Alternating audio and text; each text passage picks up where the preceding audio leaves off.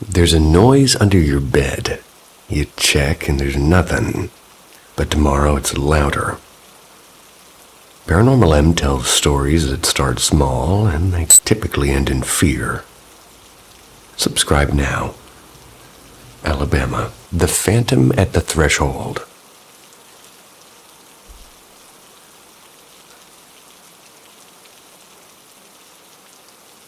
I keep dredging the attic of my memory for the weird stuff. The little supernatural postcards life occasionally mails me. I used to think there was just one. Turns out there's a bit of a handful. And the deeper I dig, the more small, uncanny moments come crawling out. We've already covered the creepy basement door and the midnight in the lab. There are two moments that refuse any tidy, rational explanation. Most of my other encounters live in the gray area, half explainable, half empty. Usually, reason wins, but not always. I'm determined to catalog them all, and this one is the freshest ink on the list. So, the climax of our thriller marathon. Lights dimmed, couch claimed. Brain slightly melted from jump scares. Perfect. Apparently whatever follows me likes thrillers. My friend and I had spent the summer in late 2024 bringing every twisted film we could find. Hereditary, The Babadook, As Above, So Below, my ridiculous favorite. And Alien and the whole lot. We'd worked our way through a triple feature, and we were 2 hours past midnight by the time we cued the last one. It was the kind of late where the house feels like a different organism. A little background.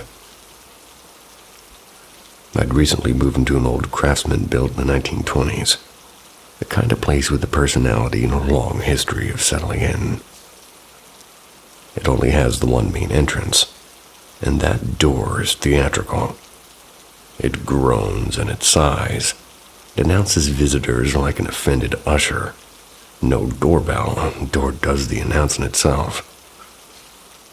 Then somewhere in the movie's second act, I got that prickly feeling. You know, the one where the hairs raise and you're sure something is watching the back of your neck. It came on slow and then loud. I checked the room a couple of times and I saw nothing. I told myself to get lost in the film, but the sensation, it clung like a bad subplot. And just when I'd almost let go of it, relief washing over me like the film's inevitable reveal, we heard the screen door in the little enclosed porch creak open. It was pretty loud. It was pretty metallic, and then a weird, patient pause before the wooden door beyond it eased open about a foot and stopped. We both sat frozen with every hair locked into tension, and my brain ran through the plausibles. Roommate coming back late, maybe. Someone fumbling for keys, a delivery, practical and boring things. Except the street beyond was empty. No headlights, no keys rustling, no footsteps on the path. The porch light flickered once and held. We always double-lock the door, and even when we're home, the bolt gets set. And tonight should have been no different. The front door leaning open a foot with the deadbolt still engaged. So we assumed that it was his own kind of wrong. And in that moment, my inner movie character took over. Yeah, I did the very thing horror movies teach you not to do. I got up, crossed the living room to the door. My friend whispered something about quote-unquote white people shit. Which, fair, and I opened it carefully. There's no one, no cars in the street, no footsteps, no bags. I peered into the dim yard in the night holding its breath. The screen door, which usually snaps closed on a little spring, it had been left ajar as if somebody had nudged it from the outside and then vanished. I shut everything, checked the bolt twice, and even tried it a third time, like that would change the physics of the moment. Maybe the handles stick sometimes, and maybe the porch light has a loose bulb. Maybe we both imagine the feeling of being watched. Hypersensitive after 3 movies and 3 hours of cinematic dread. Maybe.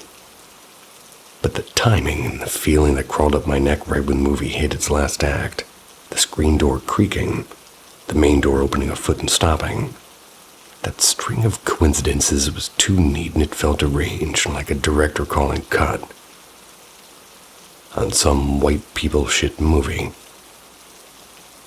No smashed windows, no apparitions on camera, no dramatic figure looming in the doorway. Just the quiet and the creak. Left us with our imaginations in the director's chair. The kind of anticlimax that sticks. Spooky, tidy, and somehow the perfect ending to a night spent courting things that don't want to be explained. So yeah, the ghost apparently had a taste for thrillers. And a flair for timing. Alrighty then.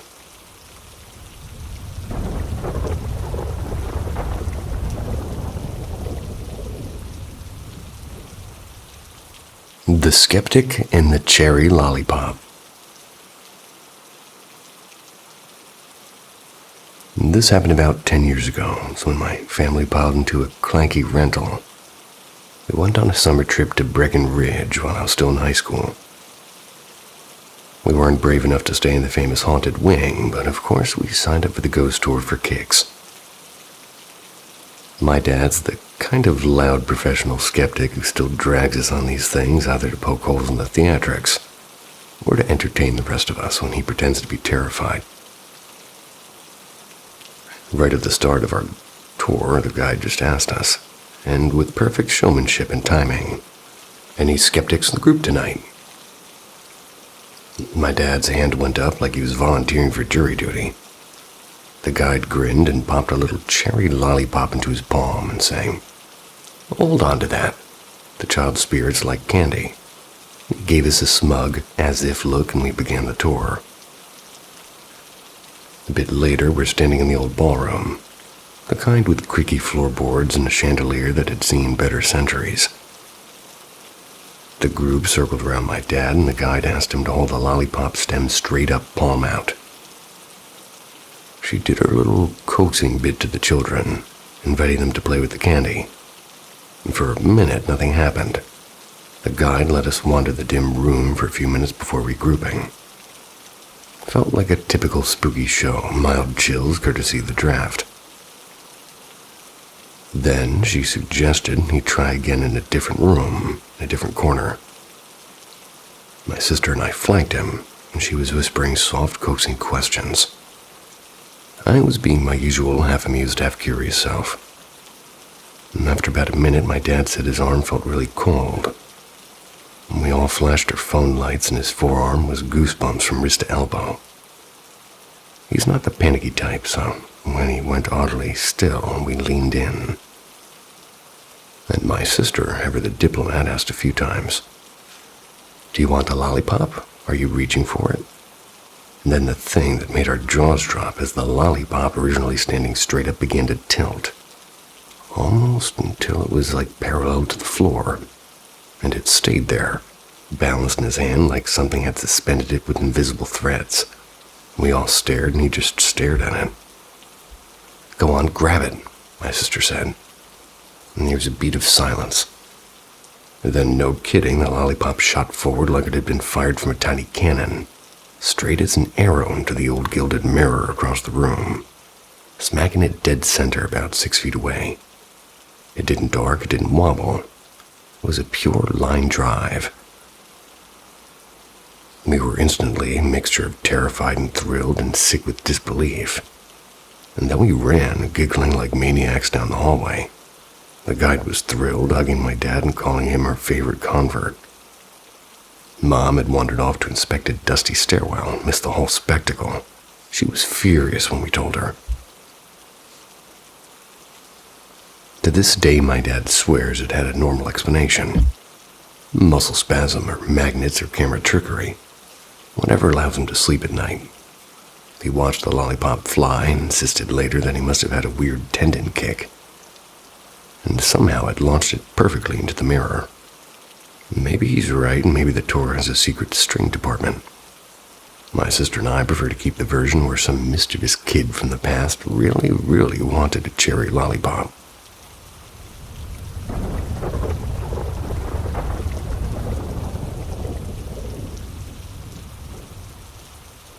The corners of the hall. The first time something like this stuck in my memory, I must have been about 16. We were packing up the old apartment. Just the essentials were left there, like my mattress and the old box TV. And a mountain of boxes my mom swore we'd unpack next weekend. I decided to crash there one night, just to watch the playoff game. Same routine. Game on, a giant tub of buttery popcorn on my lap. I ate a handful, set the bowl down on the floor, and a few minutes later it launched across the room like somebody had snatched it and tossed it. I shrugged, I picked it up and went back to the game. And at the time, I didn't know what to think about it. Maybe I just didn't want to know. In the new place, Dad installed this ridiculous, oversized lava lamp in the living room.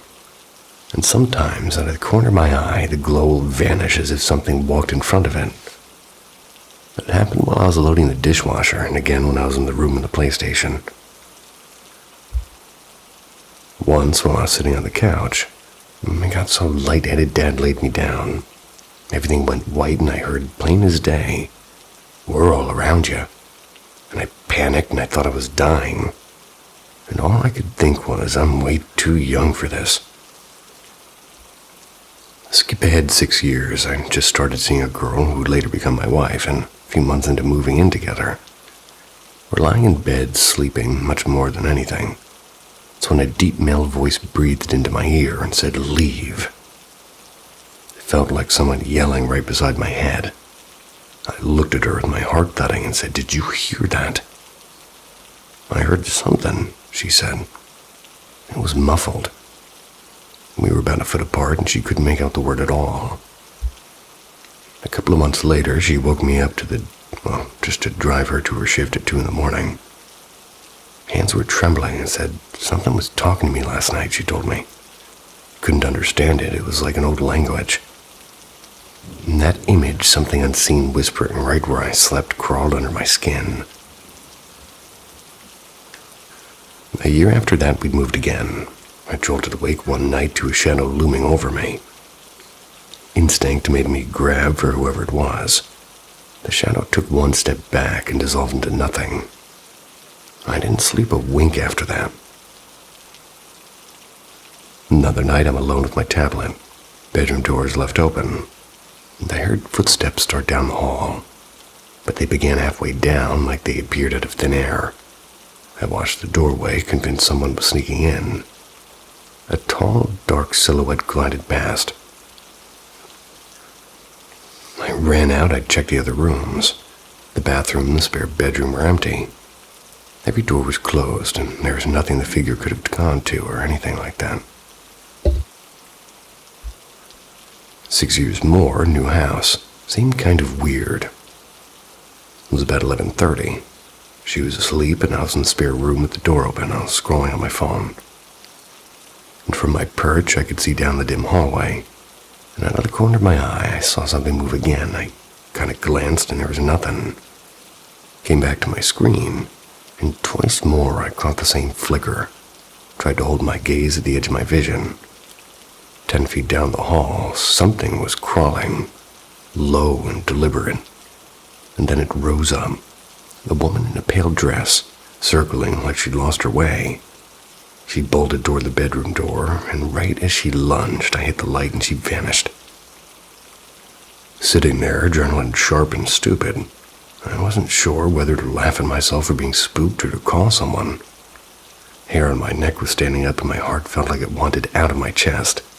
Because whatever it was, bowl swinging, lava lamp blocking, whispers in the dark, it had a way of showing up in the corners when I would least expect it.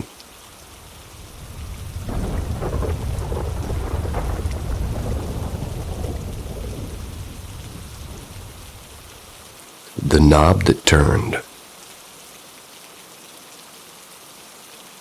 I should start by saying the house I live in dates back to 1957. It belonged to my husband's great-grandparents before it became his grandmother's. There are layers of family in these walls. A few years ago, an elderly family, a friend with emphysema, stayed with us for a while. They passed away here. As far as I know, nobody else actually died inside the house. But most of my husband's relatives are gone now, so the place carries its share of quiet. And I often get the prickly feeling that someone is watching me, and every so often, something flickers at the edge of my vision, and then vanishes when I turn to look. I'm a skeptic at heart, the kind who wants the paranormal to be true but needs real proof. So far, I haven't had anything dramatic enough to make me toss any doubts out the window. Tonight I was in my bedroom. I was half listening to music and playing a game on my phone, and I usually close my door and my dog sleeps in there with me. If she isn't in the room, it's only a matter of minutes before she's pawing at the door frame waiting to be let back in. And that's what she did tonight. But I was caught up on my phone and didn't open it immediately.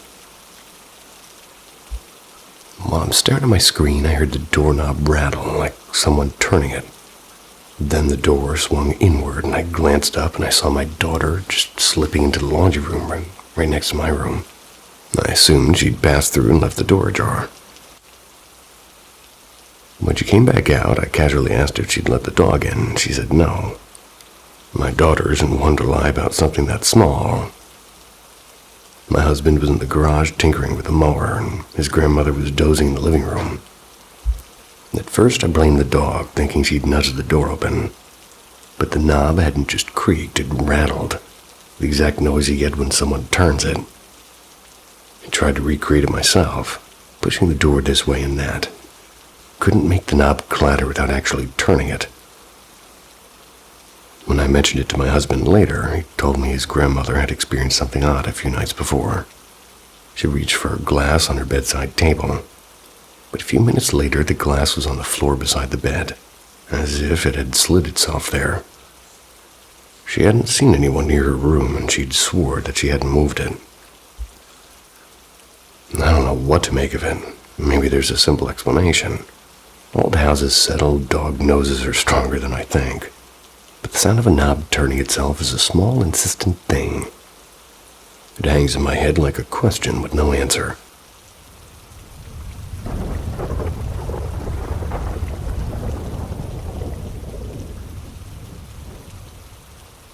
The Night Walking Rabbit. I've had my share of what I'd call creepy stuff. Sleep paralysis, the prickling feeling, the one like someone's watching. Squeaky basement doors that shouldn't be squeaking. Most of it happened when I was a kid, and honestly, I could do without a replay. And out of all the weirdness, though, there's only one thing that's stuck around long enough to actually make me pause. As a kid, I slept with a stuffed animal. A ragged little rabbit with one ear flopped over. It was my nightly comfort. I shared a room with my sister back then, and she had a similar toy of her own. Can't even remember what I named mine, only that I'd sleep just hugging it. Like it was the only thing keeping the monsters at bay. Then the rabbit started vanishing every morning. I'd fall asleep with it snuggled in my arms, and I'd wake to find it gone. Sometimes it was shoved underneath my bed, and sometimes perched on the bookshelf. And once in the bathtub. Don't ask. How on earth it traveled so far while I slept was beyond me. So, naturally, I accused my sister. She swore that she wasn't the culprit, and that made it creepier, not less so. Once, after tearing the house upside down for a lost game cartridge, I slammed my fist down and poof. The cartridge was suddenly on my pillow like nothing had happened. Felt like the house itself was trolling me. And the noises started next. I began sleeping with my back to the room instead of facing the doorway.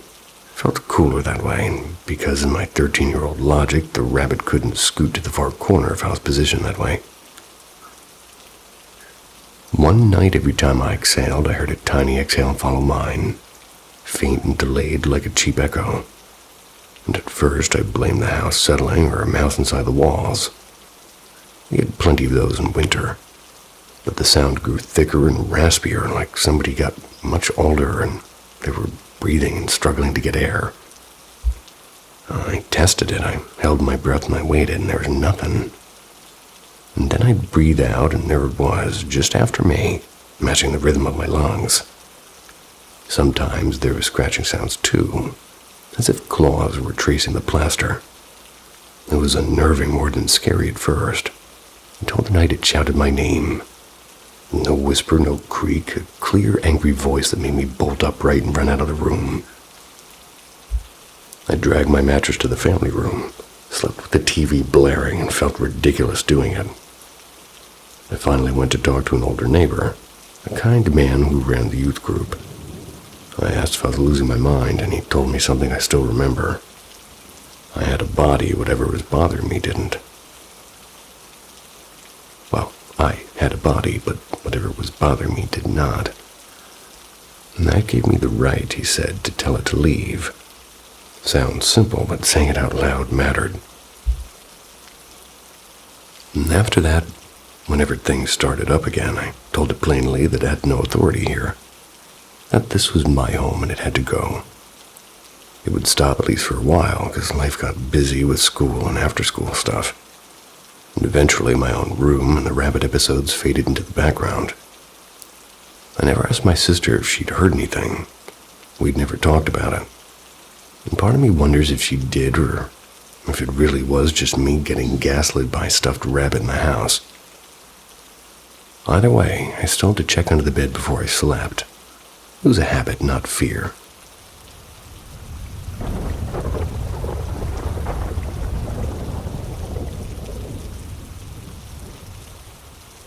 The Hollow at the Edge of Town. In 2014, I spent a year on a Christmas mission in northern Mexico when I was 18. My assigned neighborhood sat beside a tired steel plant outside Monterrey. And if there's one thing I'll always remember about Mexico, it's the food and the atmosphere. Best meals of my life. Warm flour tortillas rolled straight off the como, smoky chorizo, refried beans that tasted like somebody had bottled sunshine. But alongside that warmth were some of the sketchiest, most stubborn hauntings I'd ever felt. Back home in the States, I think people's skepticism makes it harder for weird things to settle in. And down there, curiosity and fear mixed in ways that seemed to invite trouble. And worse, some people went looking for trouble. Few folks openly courted the spirits, and the most visible of them followed La Santa Muerte, holy saint of death. When I walked through neighborhoods in my cheap church shirt and mangled Spanish, most people glanced and smiled politely or ignored us. But anybody devoted to La Santa Muerte looked at me differently. They looked at me either like I'd wandered into a dangerous zone with a target on my chest, or like I didn't exist at all. Those looks were slow burn warnings. So we met Miguel on one of our regular visits. He ran a busy little pupuseria down the road, and he'd recently been kicked out of his old house. He was crammed into a tiny rental with boxes of furniture piled in the corners. Miguel was kind to us and generous with food. When life had him down, he opened up with the sort of honest vulnerability that made you want to help. We visited him about twice a week and shared scripture, offered prayers, and left him small blessings. Over a month, he seemed to pull himself together and laughing again, making plans. His face was less gray. Felt like we were actually making a difference. And then he convinced his estranged wife to bring their boy over for the weekend. Everything started to go sideways. For a few days, Miguel was floating. Then his wife began talking about the woman she worshipped and how La Santa Muerte visited her at night and spoke kindly. Her voice turned into something rehearsed, like a player reading from a worn script. She dressed sharper than most women we met in that neighborhood.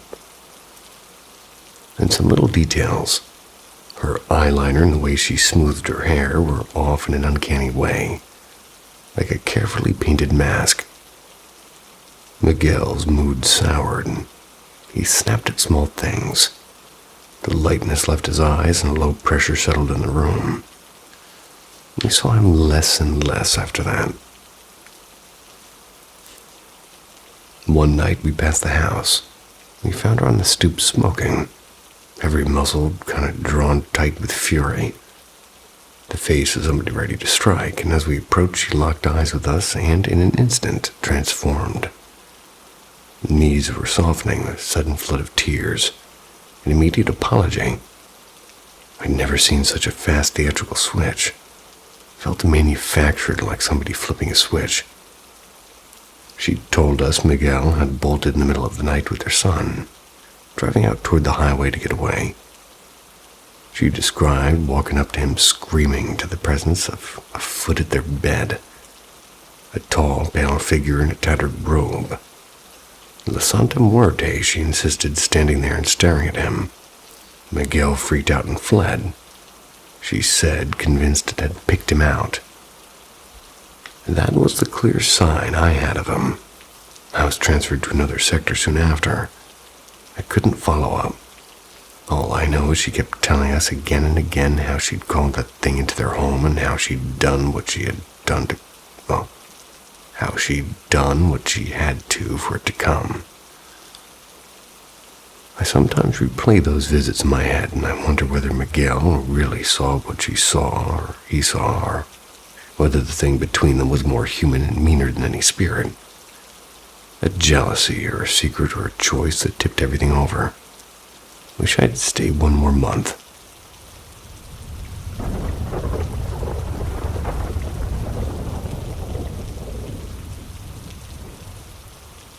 Midnight in the Deacon Lab. I used to be a deacon tech at the medical lab. A fancy way of saying I scrubbed germs off of instruments and watched nasty things grow in petri dishes. Glamorous. One night I rolled in late with a monster study that demanded an absurd amount of attention. Normally we'd clear it by 10, but I asked to stay until the job was finished. No biggie. When the other techs were wrapping up, I slipped into the back room to do the paperwork. Earbuds in, playlist on, just grinding through the forms. Finally, I clicked the last checkbox and I head back toward the main lab. A windowless bunker. By the way, there's never any natural light to tell you what time it is. As I near the doorway, I hear footsteps clear as day and I call out, "You staying late too?" I set my gear down to an empty room. Not a single person in sight. I shrugged it off, and I always try the sensible explanations first. Still, whenever I turned my back to load trays or label plates, the footsteps came again. They were heavy, unmistakable steps. The first few times, I assumed somebody was in one of the adjoining offices. So I did a sweep, and I checked the offices and the equipment rooms and the hallways, and there was no one. It got bizarre, because every time my room was, or rather my back was to the room, I could hear chairs roll. The soft scrape of wheels like somebody pacing the perimeter. It was steady and predictable and annoyingly persistent. I couldn't really clock out exactly and tell my supervisor, "Hey, there's a ghost doing rounds and I'm about to lose it." So I did the adult thing. I called my best mate and made him stay on the phone while I finished the last runs, so I didn't start imagining faces on the incubators. Later that week, I mentioned it at lunch, and surprise, turns out several coworkers had the same late-night symphony of footsteps. A little heads up about the lab as a nocturnal resident would have been nice before I volunteered to stay until midnight. Whatever. Makes for a good story, and an even better reason to never work the graveyard shift alone again.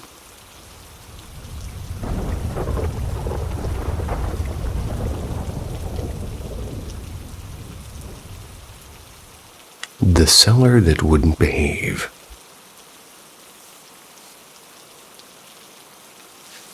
It was the summer of my 17th year on this gloriously unstable rock. And on that particular afternoon, I should have been wearing something sturdier than flip-flops. For as long as I can remember, I've had that prickly little feeling, the one that tells you somebody's watching. Usually when I knelt to pray, or when I was alone, or when the house settled in ways that sounded like old people arguing. And as I grew older, I pretended I didn't care. It only made the weirdness bolder. School was out, the neighborhood was a slow hum, and I was alone at home. Rare bliss, because 2 younger sisters had gone to a friend's pool and Mom and Dad were on swing shifts. The cellar door sits smack on the edge of our living room. On the right is a side door to the driveway, and a skinny hall that leads to a tiny powder room. On the left, a little flight of steps climbed up into the kitchen. I was planted in the couch so I could watch a movie and keep my eye on both the TV and the sliver of darkness where the cellar door lived. My back was to the wall, nothing creeping up behind me, but the door sat in my peripheral like a black tooth waiting to chatter.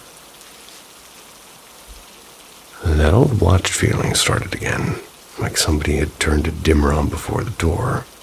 I told myself to relax, to get lost in the movie, and to be a functioning adult who doesn't freak out over wind. Then there was a soft creak, and the door had been left ajar, and it eased an inch wider. Fine, but annoying. I narrowed my eyes at the screen, and I swore that I wouldn't be cowed. After a few minutes, it creaked again, an almost apologetic wiggle, and I rolled my eyes and mouthed the mantra, "It's a draft, you're too old for ghosts." And that worked for a while. Let the plot pull me back in. And you already know where this is going. Things do come in threes. And the third time the door moved, it didn't dawdle open an inch or two. It collided deliberate and calm. That was until it hit the wall and stayed there.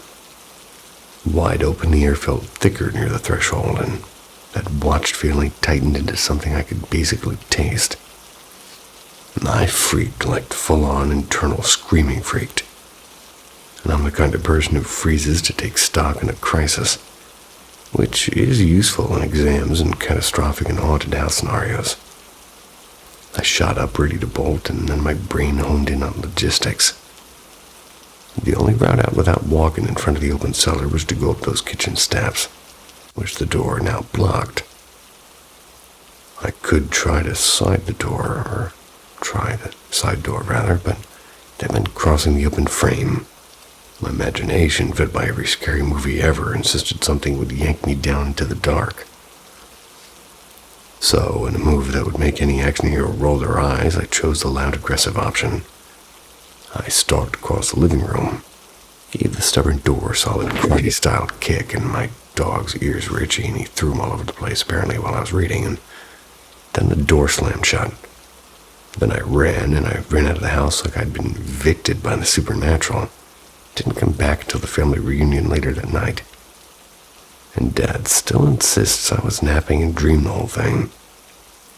He's entitled to that denial, but me, I still sleep with the closet light on sometimes. And that afternoon taught me 2 things.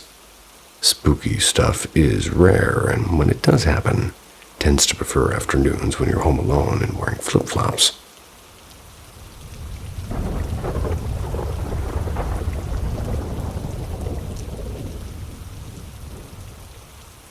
The Garden of Shadows. I was about 11, maybe 12. That's when the spiritual world first tapped me on the shoulder. Hasn't stopped since. Back then, my bedroom was my little fortress. I had a bunk bed with a wooden cabinet underneath and a secret crawl space behind it that I proudly claimed as my hideout. A thick black blanket hung over the upper bunk, pinned to the ceiling, creating a cozy half canopy above my pillows. One night I woke up sitting upright in total darkness, and that alone was strange. I slept with a nightlight. Even stranger, the black blanket was gone. The room wasn't empty, though. Something stood beside my bed, taller than the doorframe, a shade darker than the darkness itself. Red eyes glowed like dying coals. It was human enough to recognize and too inhuman to explain, and I couldn't move and I could only stare, and then there was nothing. That shadow never left me. I still see him waiting quietly in the corner of any room I sleep in. We've even quote-unquote talked. He'd told me his name is Jay, and somehow it became normal. Recently, Dad and I moved to a new house. Bright rooms, good energy except for the garden. Can't say why, but the garden hums with something wrong, and tonight proved it to me. I had gone out for a smoke with my brother, and after he went inside, the air turned sharp and cold, and from behind me came slow, deliberate breathing. Impossible, there's a tall wooden fence right there. Hair in my arms lifted, and then came movement. Quick shadows darting across the garden back and forth like something pacing. I blinked, and I saw it. Not Jay, but something worse. Its skin was pale like wet paper, eyes black as a starless night. His jaw hung open in a silent scream. Body looked stretched and bones pressing against skin. The neck impossibly long. And I knew without knowing why that if I didn't leave that second, something would happen. I bolted with eyes fixed on the ground. I ran for the back door and I slammed it shut. My heart was hammering as if I'd barely made it out alive. I have dealt with spirits before and I don't scare easy, but this one unsettled me to my bones. Now I sit in my room with the sense of being watched crawl over me like static. I asked Jay what to do and all he said was leave, but I just can't.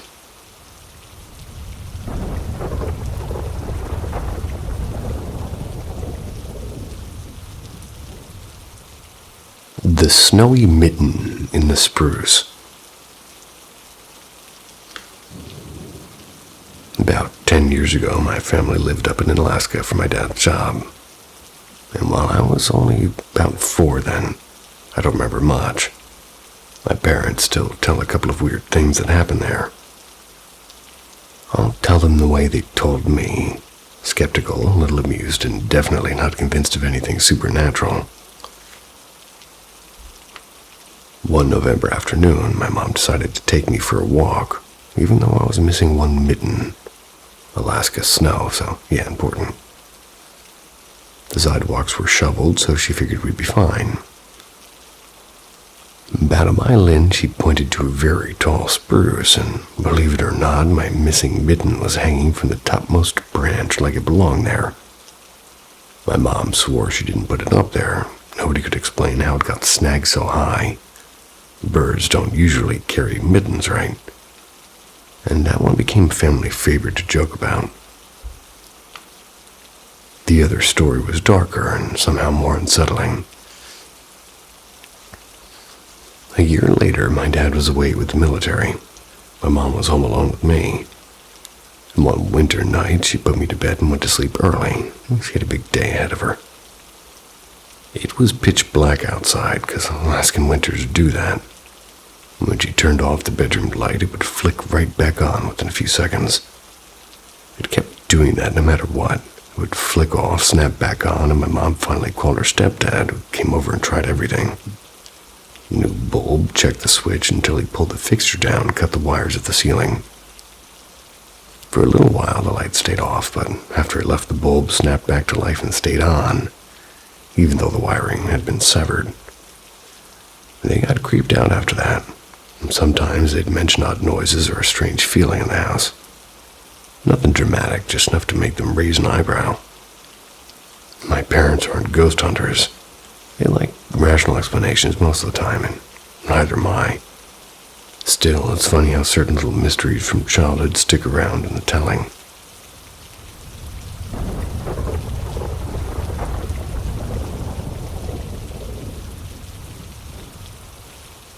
The black at my door.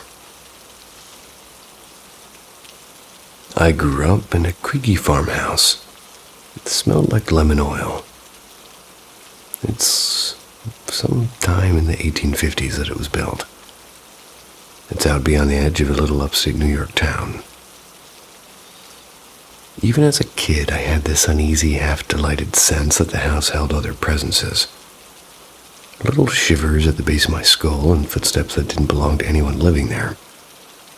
I told myself I had a vivid imagination, and I wanted to believe that. And I was about maybe up at 11 at night, and that's when it happened.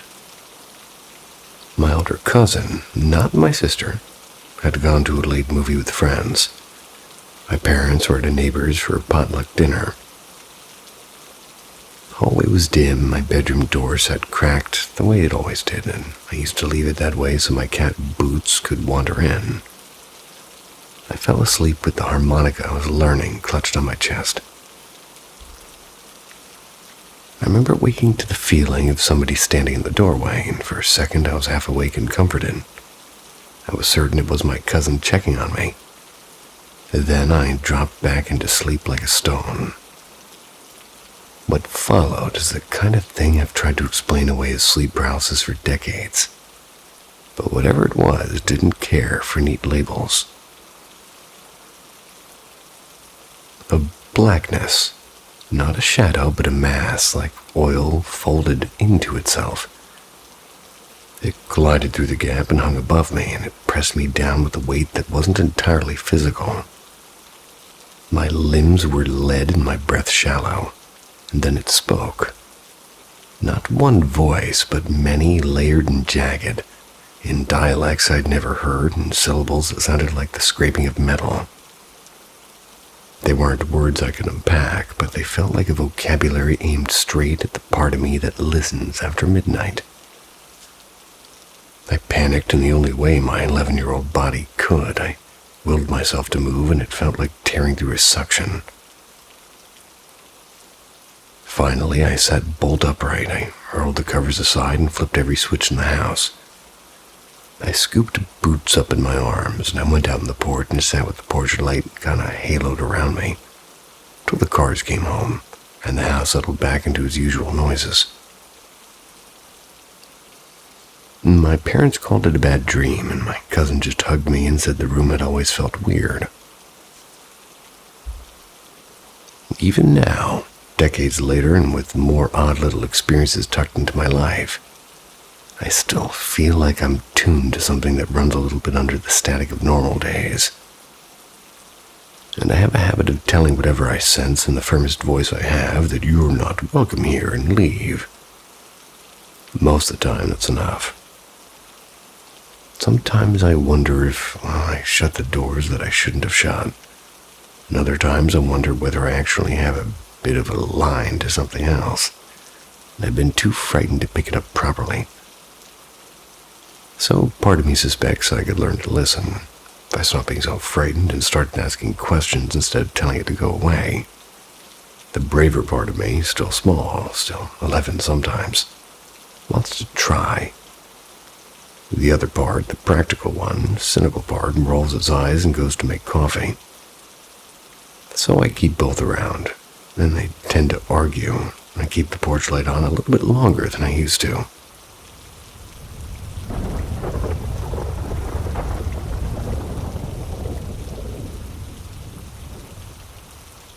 The thick wall. My wife and I drove out to see my brother's family in a drowsy little Cornish village. We were given an ancient, low-ceilinged rectory. Must have been standing since before the steam trains. It was all flagstones and breathing chimneys in there. We slept on the ground floor. My parents were opposite of us. Between the two rooms, a narrow, creaking stair ran up to the small sitting room above. The house felt a touch upside down in a friendly way. It was warm and snug, and we dropped off without ceremony. Around midnight, the oddness began. My wife woke to a violent knocking on the wall behind our heads. She was reaching to rouse me when suddenly I sat bolt upright and said very clearly, "Not tonight." She tried to answer me, and I didn't, and she shook me awake. And I should add, I don't talk in my sleep, and I don't sleepwalk, and I never have. We sat frozen for a few moments, and then, the cowards that we are, tried to go back to sleep. In daylight, I tested the wall, and it was absurdly thick, well over a meter. I smacked on it, and I thumped on it, and I stamped, and nothing matched the raw, close pounding my wife swore that she'd heard. My effort sounded muffled and distant by comparison. A meter thick. Well, at breakfast I told my parents. My dad said he'd been woken around the same time by footsteps in the stairwell. Someone pacing up and down, only for them to stop the second we went to the landing. There's no one there. When my brother arrived later, we learned the other half of the building used to belong to a funeral parlor, and years ago it had been split and sold. The rectory we'd been handed had once been part of that trade. It's the only thing odd that's ever happened to me, but I came away convinced it was something more than a mouse or creaky pipes. I still think about that night, and how absurdly solid that wall was. Why make a wall so thick between a bedroom and a funeral parlor, unless you wanted something to stay on the other side?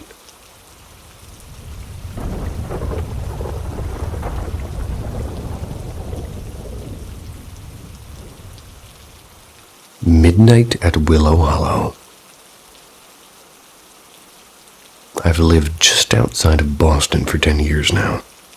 And 3 years ago, I bought a single-family Victorian built in 1894. It sits opposite a sprawling iron-fenced burial ground. It's the Willow Hollow Cemetery. The people who first lived in my house are listed there: a dry goods merchant, his wife, and their 2 sons. One an attorney, the other who worked at a small regional bank, and their death records are annoyingly bland. Natural causes or old age across the board. No dramatic headlines, no foul play. My house has traded owners a half-dozen times since, but those 4 are the only ones I know who actually died under its roof. Recently, I've been feeling something at the foot of my bed at night. A weight. The sense of someone settling down in the dark, and at first I blamed the cat. I'd reach over and there'd be nothing. And the cat was often downstairs or curled up somewhere else entirely. And I've had sleep paralysis and vivid hypnagogic images before, so I told myself it was old neurology playing tricks on me. Then other small things began. Odd drafts in a room with no windows open. My kitchen door hanging ajar when I was sure I'd latched it. The back porch light flipped when I'd left it off. And I'm a toddler mom and a scattered brain, so I can explain away 1 or 2 incidents. But taken together, it got me a little bit unsettled. I don't feel threatened, and if anything, it's oddly calm. Like someone keeping company at the edge of the room, and I'm skeptical, but I also like reading other people's tales. Anybody else encounter that quiet presence in an old house? Especially near Boston or anywhere with, creaky floors and long, listless histories.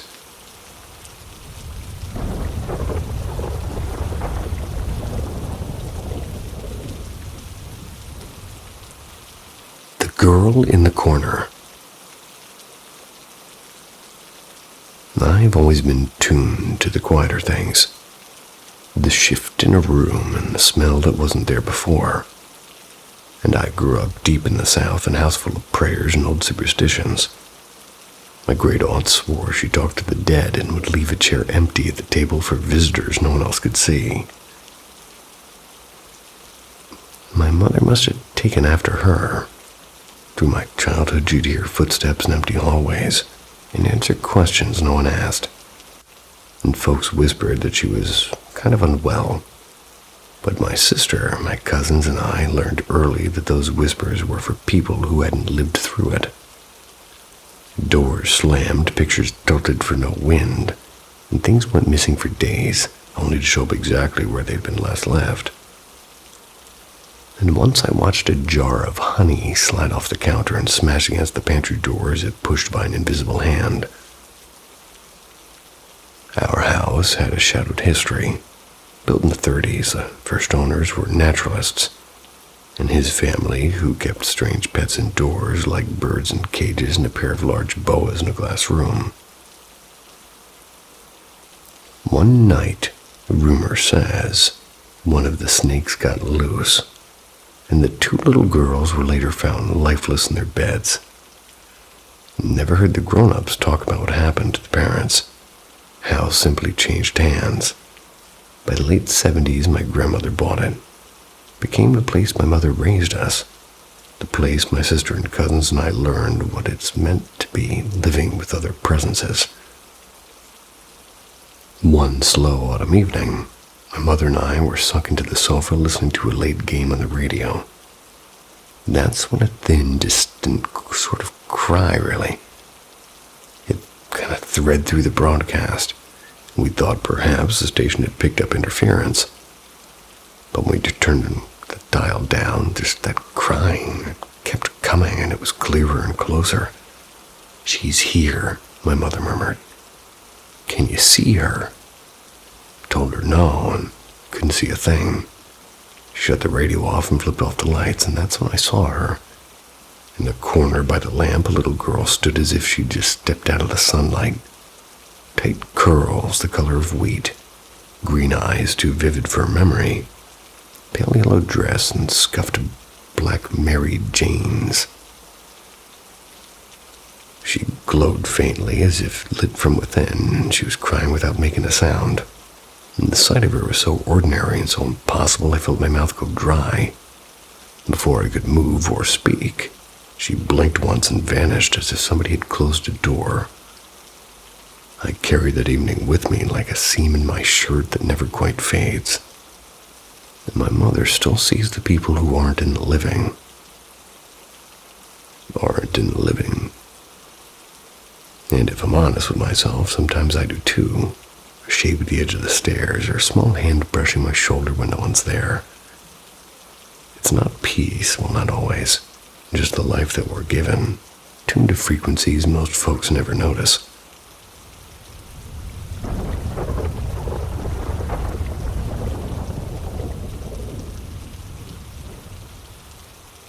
The Quiet Upstairs. I grew up in a house that felt older than any story I knew. And as a kid, I learned to explain away the creaks and settling timber, and temperature changes, and loose floorboards. A draft finding a bad window seal. By day, the house is ordinary, and at night, those same sounds swelled into something else. My bedroom's on the main floor, while the attic level was mostly unfinished. Raw space that smelled of dust and old paint. After years of sharing rooms with my sisters, Dad decided to finish the little front room up there and left the rest of the attic to its honest, creepy emptiness. My eldest sister took that finished room first, and for her it was sanctuary and studio. She was the restless one, filling the walls with frantic stormy seascapes and charcoal figures that watched you from the corners. She used to whisper about footsteps beyond her door at 2 a.m, and about a dark presence that lingered at the edge of vision. Back then when I was small, I dismissed it as a teenage melodrama. Alcohol, cigarettes, the late-night inventiveness of somebody trying to be dramatic.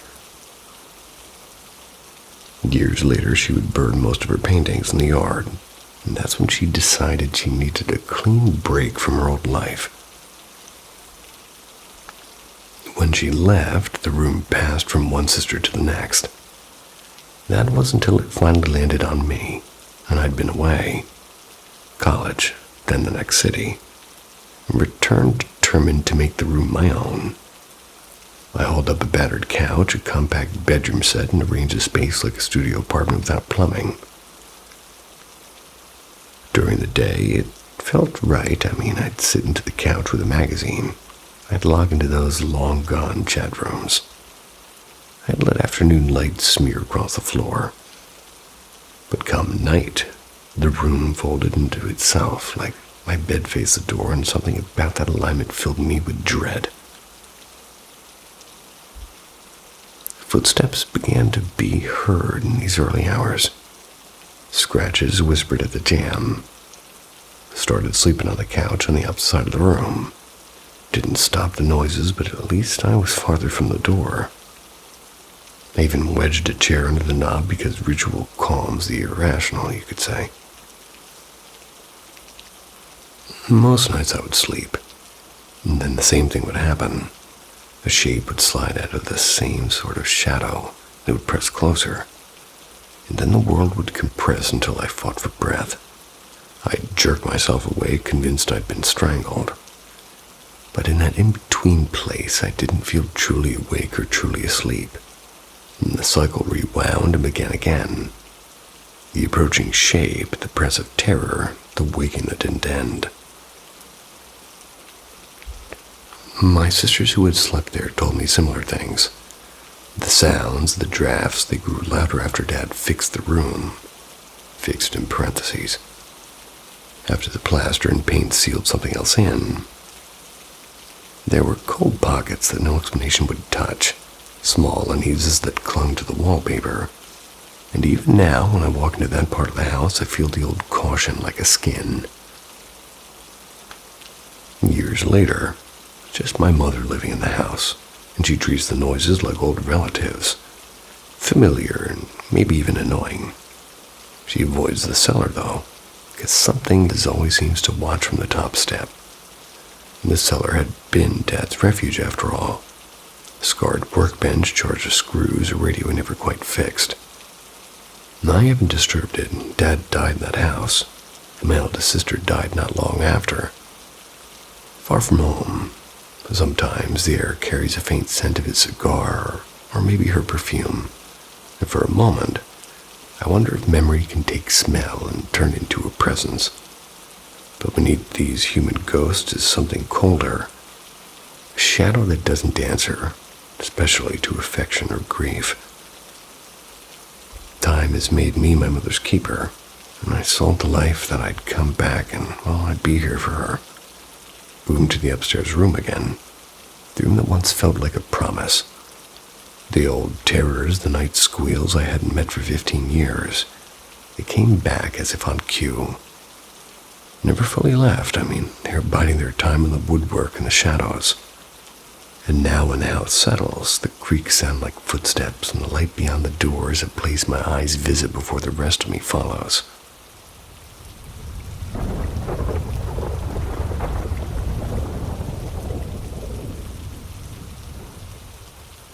The whisper in the hall. I've always been the sort of person who loved ghost stories. I devoured them, really. But I never let myself believe in the real thing. That was until one weekend when I was 19. My best mate from university and I went to stay at her dad's farmhouse. That was in Yorkshire countryside for a couple of nights. It was proper remote. One narrow lane, a tiny pond, and not even a corner shop in sight. Everything was calm the first few nights. We spent our evenings laughing and gossiping until we fell asleep in the spare room. On our last night, we were sharing a single bed, half asleep and still talking. That's when the loudest smash cut through the dark. It sounded like every plate and pan in the kitchen had been hurled to the floor. We froze and stared at one another, and at first we convinced ourselves it was the wind or an animal outside. Nothing added up. Her little sister, who was 7, didn't stir. House felt too still for anything that dramatic to have actually happened. So we walked downstairs and we woke up her dad. Whole house seemed fine. Countertops clear, cupboards shut, not a single chip in the tiles. So we stood there baffled. Then we went back up and told ourselves we'd been overdramatic. About 20 minutes later, once her dad had drifted off again, there were footsteps in the hallway. They were deliberate and slow, like someone pacing. We could see under the bedroom door that all the lights were off. We could hear her dad's snores from the kitchen. Neither of us had gone to the bathroom. The sound was outside her door. Terrified, we armed ourselves with what felt like proper weapons. I grabbed a hairbrush and she had a torch and crept to the door. As I reached for the handle, a voice breathed one word, crystal clear. Leave. We both flinched. The hairbrush nearly fell from my hand. We heard it at the exact same moment and turned to each other with wide eyes, and that was it. We hid underneath the cover until dawn and went straight home, pale and quiet for the entire drive. And I'm 27 now, and I still think about that night. Haven't had anything like it since, and I don't know whether it was a trick of nerves, a prank that never got explained, or something else entirely. Whatever it was, it cracked open the part of me that used to scoff at ghosts.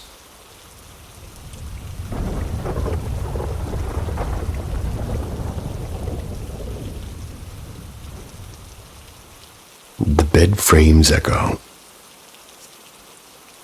For the last 3 years, I've been haunted by these pre-sleep visions. Not the usual twitchy dream stuff, but scene after scene of absolute filth. I can pin the start of one summer. That's when an old college roommate came back to crash at my little studio for a week. We smashed a stupid amount of whiskey and burritos and laughed too loudly. And then the nightmare started. Not every night, but enough that I noticed. 2-3 times a week like clockwork. Imagine the first sights when you fall into whatever underworld people whisper about. Cages with people howling. Animals twisted into things with too many teeth. Flesh born, torn open and crawling with white things. Just grotesque fluorescent wrongness. I figured it was a lifetime of horror films and a messed up imagination. That was until I realized these phantoms only happened when I slept in my own bed, when I crashed at my parents' place or stayed at a motel to get away. Sleep was normal, and it made no sense. It made me paranoid. One night, my most mystical friend, you could say, the one who collects prayer beads and refuses elevators. Who refuses elevators? Well, they stayed over, and in the morning, they sidled up to me, and it was pale as a sheet, and I kept seeing these awful things before I fell asleep, she said.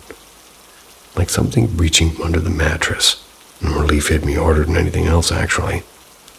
I hadn't told her because admitting it sounded insane, but she had been seeing the same devilish footage I had been. 2 brains, same channel. And a few days ago, another vision slammed into me, worse than the rest, and I finally told a couple other friends. Predictably, they worried about anxiety or whatever, but the friend who'd slept over reminded me he'd woken up one night convinced something tried to drag him from the bed. We joked about it being the sleeping pill demon because we'd taken something to calm down that night. But the joke curdled into something colder. When I put the pieces together, the friend who introduced me to the roommate warned once and weirdly that she carried a foul presence, that being near her made people feel off. I used to just write that off as dramatics. Now I'm not so sure, because maybe whatever she brought stayed in the mattress long after she left. Either way, not friends anymore, and I sleep with the light on.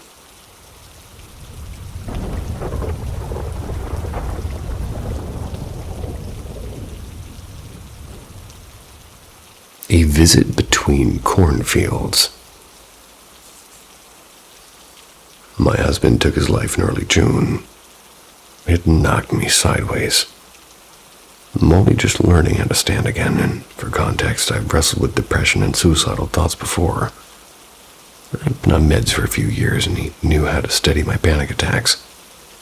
He was in my emergency plan. For a couple of weeks after he died, I felt him nearby. I talked to him the way I always had, out loud, and it steadied me. Whether he was actually there or was just a habit, and those conversations helped me get through each day. Sometime in mid-July, that quiet feeling drifted away. That absence stung. Maybe it was part of grief. Maybe he'd moved on. Either way, I stopped speaking aloud because I felt like I was talking to empty air. I still speak when I go to his grave, though, because it helps. Plot is unmarked and kind of bothers me. But I do leave fresh wildflowers, and I scatter the petals of the old ones from my last visit. It's something I do. He's buried in a little family cemetery. It's tucked between the corn to the east and the pasture to the north. The grass isn't manicured, which I like. It feels honest and more wild than contrived. I get that. And he's as close to being in nature as cemetery rules really allow. Late last month, I was there again, telling him how heavy things were and how work was crushing me, how I'd been thinking dark thoughts. I hesitated before I left because I didn't want to walk away in a bad note. And that's when it happened. The air around me shifted, and for a beat the world thinned. The wind died. The stalks went silent. Even the little bell that we hang by his spot stopped chiming.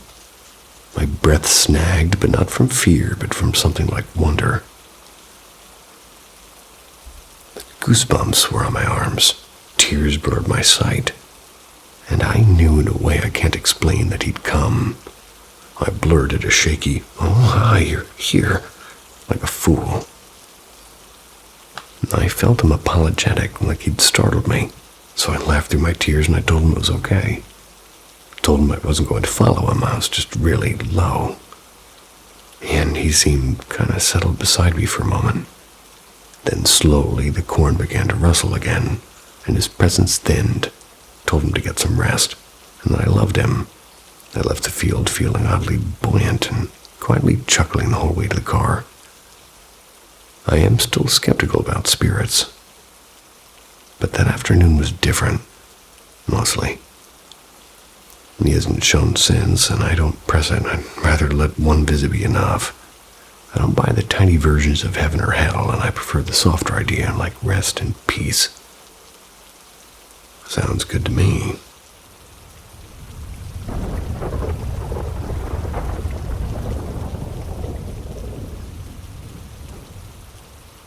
Midnight matinee. So I want to believe in ghosts. The whole haunted house, cold breeze thing that goes bump in the night package. But up until this one shift at an old vaudeville theater I worked in, I never had anything I'd call irrefutable proof. Plenty of weirdness, sure, and stories from coworkers about being watched and phantom footsteps. Things falling off plaster moldings. Some of it I chalked up to buildings that were older than dirt, but this night still sits in my head like a bad song it can't stop humming. Got plenty of those. My coworker Sam, who loved the occult as much as I pretended to, we decided because morale was tanking and the place felt heavy to do a little energetic reset. So we grabbed a beeswax candle and a stick of Palo Santo, turned every light off, walked out into the stage beneath the painted curtain. Sam lit the things, murmured a few invocations like Archangel Michael and whatever protective names you want to drop. We set off to smudge the aisles and foyers. Halfway down the center row, we both heard a very familiar sound. The fire exit at the back of the stall slammed shut. We look up toward the glow of the candle. The door was wide open. I asked Sam if they'd heard it, and Sam nodded, and we shrugged and carried on, telling ourselves old hinges do odd things. We left the auditorium, headed to screen 2 in the basement. It was black enough to swallow our shadows.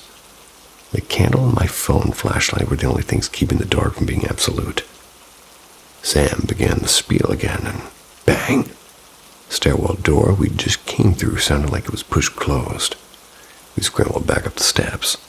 The door stood open, swinging faintly as if nothing had happened. At that point, the hair on my arms turned traitor.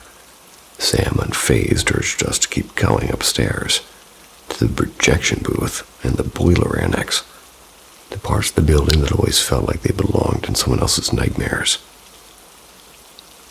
On the first landing, we heard the cafe's back door, the one with the heavy push bar we'd locked earlier. It opened with this unmistakable metallic clack. We peered into the dim cafe and saw no one. I yelled hello like an unconvincing action hero. There was no answer. We pushed on, and when we reached the projection room, the noise came from right behind us. The stairwell door again, swinging and slamming as if somebody had marched down it. Then hurried footsteps that scuffed wood and gravel. We spilled out into the landing with our hearts somewhat around our knees, and there was nothing, silence. Sam kept smudging, kept calling out for protection, and I kept begging to go home. The boiler room really is the worst. Rusted piping, a smell like old pennies and wet earth.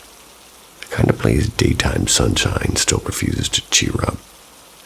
And as we crept toward it, there came the sound of heavy boots, ascending the concrete steps behind us, quick, close, and climbing. We both said one word at the same time. Nope. Then we took what might reasonably be described as the fastest, most undignified flight of stairs in living memory. We doused the Palo Santo, set the alarm, and ran until the night air felt safe again. And we were sure we'd heard what we heard. I crashed at Sam's that night because sleeping alone in my flat felt like inviting a follow-up. And the next morning, before the staff meeting, I walked through the theater alone to collect my stuff. And on an otherwise empty row of seats, one cushion was flipped down, the other two up, like somebody had been sitting there and left in a hurry. No prints, no footprints, no explanation.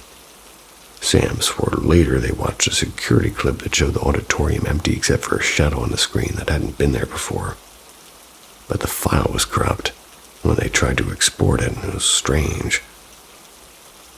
Maybe it was a memory trick or coincidence, maybe, but every time I walk past that curtain now, I find myself pulling my shoulders in and walking a little bit faster.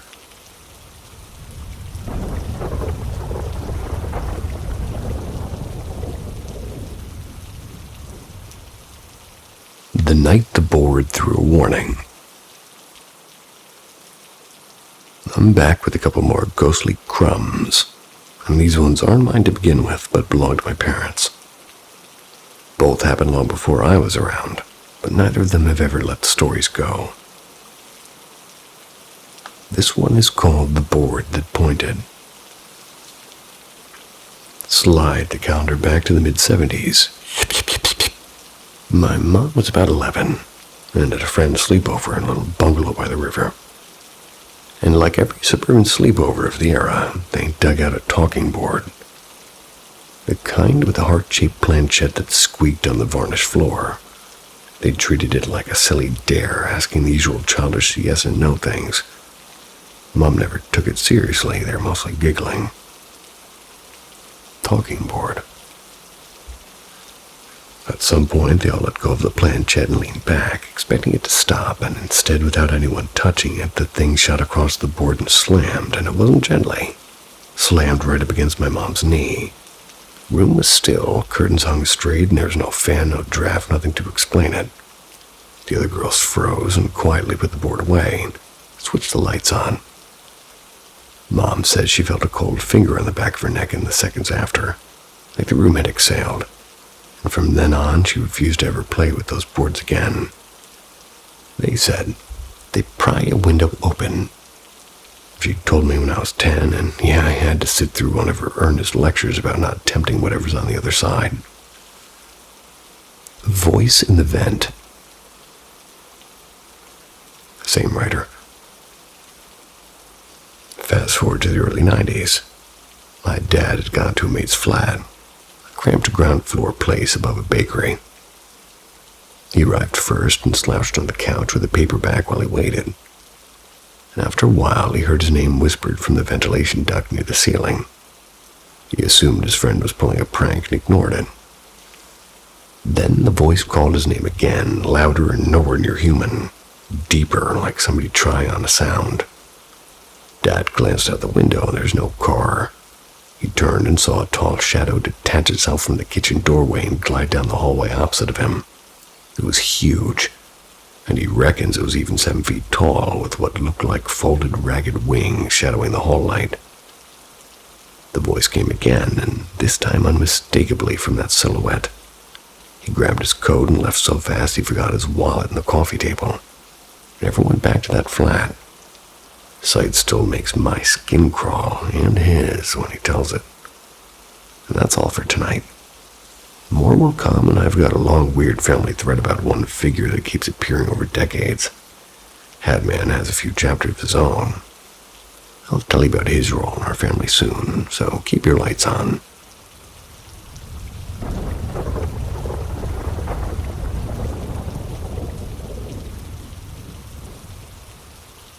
The Quiet Visitors.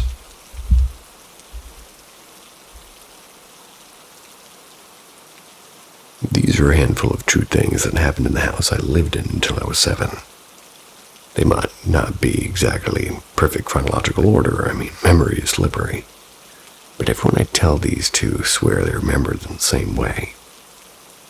I'll change a few small details here and there, but the shape of each remains true. The Man in the Hat. This one begins before I was born, though I met him later. My father first noticed a shadow that slowly resolved into a man wearing a wide-brimmed bowler. Not quite a fedora, more old-fashioned. And at first he was more suggestion than person. A darker corner of a doorway, a shape at the top of the stairs. And over the years he grew clearer to some of us and stayed only suggestion to others.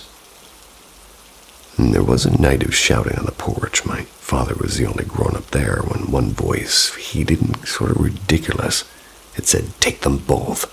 Take the man with the hat, too." And people swore they'd seen the man standing on the balcony when the house was empty, or mistaken him for my dad in the yard. And our old dog sometimes kind of walked along and almost in the air like he was following somebody that you couldn't see. And once my dad jumped flat to the floor because a woodpecker's knock sounded to him like a gunshot. He later laughed about his own panic, which the narrator doesn't disagree with. Other times we heard booming laughter in the empty house late at night. And as a kid, I used to hear tapping from the attic, a soft rhythmic tapping that almost sounded like an old toy remembering a tune. We thought it was pigeons that had gotten in. But even after we sealed the vents, the tapping would sometimes return. But if someone politely asked it to stop, it would stop. My brother and I would try to peek into the attic, and the man would be on the stair landing, shaking his head as if to say, "Not today." We hadn't seen him in a very long time. He felt gentle, the sort of presence that made you smile and then look away. The little girl. The first time anybody saw her, I was an infant. I was months old at most. My godfather, who lived with us then, stepped into the kitchen for a moment. When he came back, he said he found a small girl hovering over my bassinet, watching me like she was keeping an eye on a sleeping animal. She looked to be about 7, with a plain dress and very steady eyes. My godfather at the time gasped. She glanced at him and folded away into nothing, and I slept on, utterly unaware. She kept appearing now and then over the years, sometimes at the foot of the bed, sometimes on the other side of the yard, and always quiet and watchful. The voice of influenza. My mother and her friend were on a walkway by the front porch one late afternoon, talking about strange things. My mother mentioned the little girl, wondering aloud why she died so young. Minutes later, my godmother's face went blank, and in a voice that wasn't hers, the words came out clear and old. It was the influenza. Her expression snapped back and blinked as if waking up from a dream, startled and asking, "Did I just say that?" She seemed shaken, but otherwise unharmed, and none of us would ever hear her voice again. The Blue Lady. My godfather had a handful of ghost stories from living in that house, but the one he tells best is the Blue Lady. My mother had just had my younger brother and was asleep upstairs. My father and my godfather stayed downstairs with us so she could rest. My godfather went to the parents' bedroom to fetch something, opened the door into a stern, pale woman in a teal dress standing in the doorway.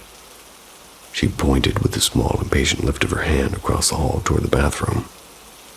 She looked where she'd indicated, and when he turned back, she had vanished. He found the wipes tucked away in the bathroom exactly where she had pointed. And he says that he was terrified in the moment, but now he simply tells the story with a grin, convinced she was simply a house resident who didn't like being disturbed. Nighttime playtime. This one happened to my brother and me. I remember it like a photograph because I was 4 or 5 and we were fooling around in the living room while our parents cooked. The sky outside was almost black, but with a line of deep cobalt left on the horizon. One blink and suddenly we're in the backyard. Not by walking through a door, I remember, but not by a creak of the dog's collar beller either, and some sort of... I guess I could just cut it short and say there we were into the twilight, bouncing a red kickball to each other. Ball kept coming back as if an invisible friend was nudging it toward us.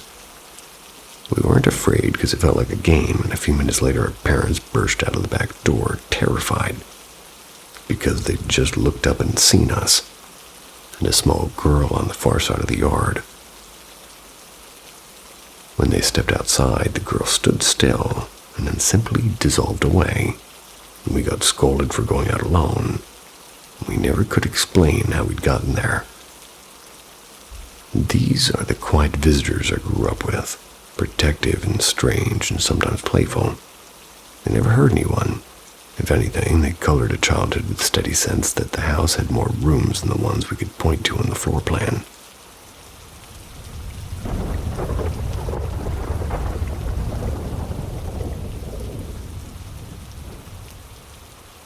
The House on Hollow Road.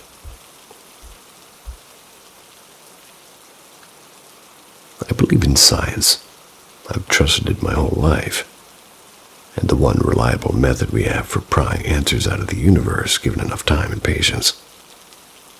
And yet, for reasons I can't explain rationally, a single night in the ramshackle house on Hollow Road keeps returning to me like recurring footnotes in an otherwise straightforward report. Anybody listening also notice how many times a place called Hollow Road is being reported? Seems strange to me. Whatever. I can't do anything about it. Moving on to the story. So it happened many years ago. I was still a student and I thought the world was primarily a set of problems to be solved. The house belonged to an aunt and uncle who'd rented a place for the summer, and they called it the old place. Went out for a long weekend to clear my head and escape the basement apartment where I was living to save money. Back then, the country felt more remote than it does now. Long sunken lanes, an orchard beyond the fence, few streetlights, and at night the darkness could be absolute. The house itself had bones older than my family. Its cellar had been dug by hand in the early 1800s. Planks in one bedroom were creaking like stories that predated my grandparents. And the upstairs bath, or what counts as a bath in a house like that, was a cramped space. It was carved out of an even older dressing room and had 3 doors that opened into a narrow upstairs gallery. The electricity and the radiators looked like kind of later apologies that were nailed into the original frame. A handful of relatives stayed by the same night, just because of a reunion the next morning, but none of them slept on my side of the house. I was given the smallest bedroom, a corner room with 2 close-set windows at the foot of the bed. I was going to say closet. Close-set. The bed was positioned so that if somebody were lying there, you could touch their shoulder without leaving the doorway. And there was a little walnut chest under the right-hand window. The moonlight usually pooled there like quicksilver. We had a pleasant evening. Dinner, laughter, some old movies in the parlor. And then everybody went to their rooms. I just dozed, and I woke, and I dozed again. The moon had nearly been full, and I remember the way it painted the bureau in a pale silver.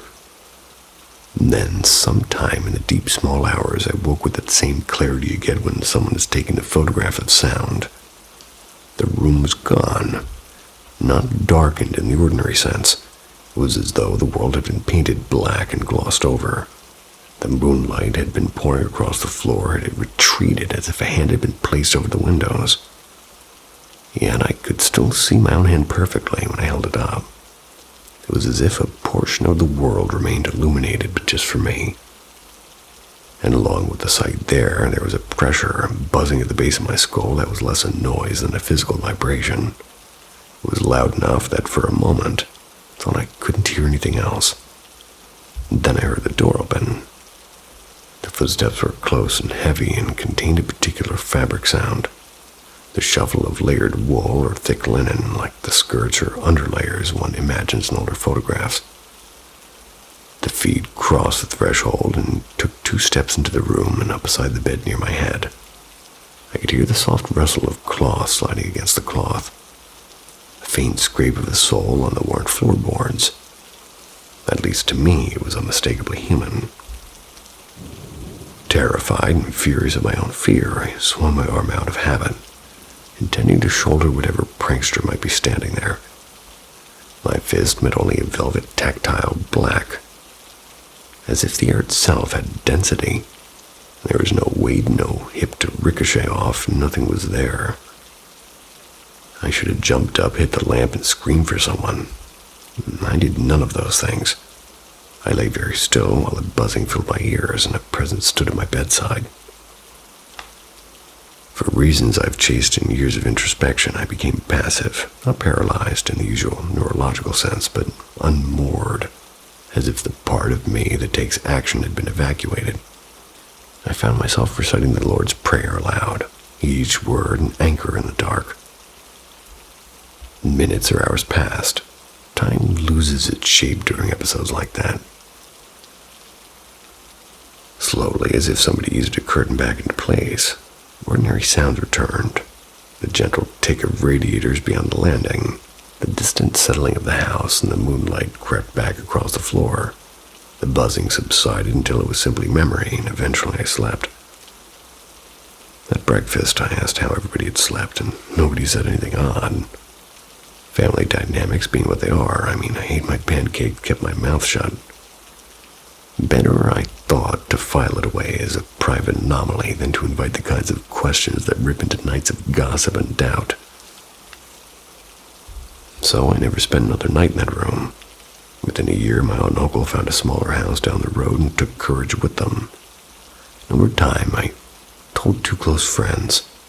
One turned to my confession, sort of a carnival of his own ghost stories. The other, the thoughtful one, simply listened and said nothing, which was, as good of an answer as I received. Science has served me well. It's a strange sentence. It remains the only tool I trust to parse the world, and yet it didn't help me then, and it doesn't explain why on restless evenings I take out a map and type the roads' names into the search bar. Because there it is, the old roof line in the orchard and a little curve where the land dips between stone walls. Satellite images keep updating. Every few years the map gets clearer, where the trees grow heavier, the shadows shift, and the house sits there stubbornly. Sometimes hidden behind maple crowns, sometimes barred in winter.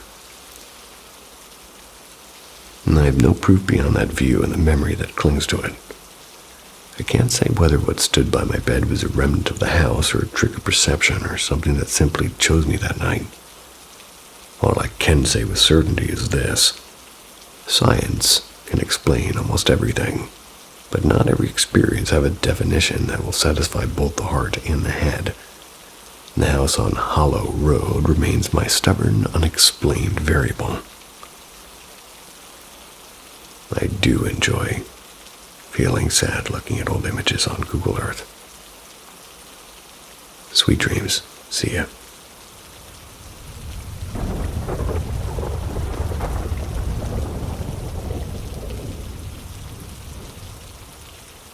Welcome to Paranormal M, where reality meets the unexplainable.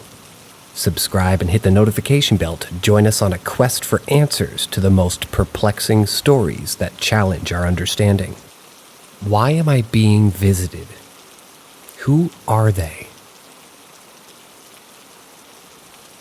Since my childhood, I have had recurring and vivid dreams that I initially thought were just dreams. In these dreams, I encounter 3 silhouetted figures dressed in Native American outfits, each adorned differently. The one in the middle carries a staff, the one on the right holds an orb item, and the one on the left is empty-handed. Their faces remain obscured, appearing only as blurry shadows. These figures would come to my bedside and simply stare at me, without evoking any fear or other emotions. Despite experiencing these dreams frequently, I never shared them with anyone due to the fear of being misunderstood. As I grew older during my high school years, I became curious, and I was determined to figure out whether these experiences were truly dreams or something else. I experimented by moving objects around me before waking up, hoping to observe if they would be remaining in their new positions. However, every time I attempted to reach out to the figures, they would step back, and I would fall into a state of exhaustion, leading to sleep. Now, as a 29-year-old adult with a healthy medical history and a flawless psychological record, essential for my job as a serious field, which requires several months of evaluations before I could be employed, I finally mustered the courage to share these experiences with my mom while visiting my hometown. To my surprise, she was left speechless, getting goosebumps in response to my account. She then shared a fascinating story from our family's past. My family hails from Mexico, and I'm a first-generation U.S. citizen. My mom grew up in a poor village near Mexico City, where access to electricity and technology was limited. One night, my grandpa woke up agitated, cursing and screaming, demanding to know who the 4 silhouettes dressed in Native American outfits were and what they wanted from him. In response to his chaos, my mom and her 8 siblings rushed to the living room. Witnessing his distress, Grandpa described the figures as 4 silhouettes, one with a staff and 2 with orbs, and one of them empty-handed, all dressed in the same Native American attire. Interestingly, he expressed that he felt peacefulness despite the encounter, a sentiment that resonates with my own experiences. Grandpa revealed that he had seen these figures since he was a child. Remarkably, my mom has never shared this information with me before. He was puzzled as to why the figures appeared as Native Americans, since the Aztecs were predominant in that region of Mexico. Considering our diverse ancestry with the Spanish, French, and Native Mexican Aztec roots, there seems to be no immediate explanation for the connection. To add a curious twist to the story, my parents moved to the U.S. in the 90s, where I was born. Remarkably, the same day I came into this world was a few hours after my grandpa passed away from a heart attack. While I understand that this tale may be difficult to believe for some, I'm genuinely curious about the meaning of these experiences.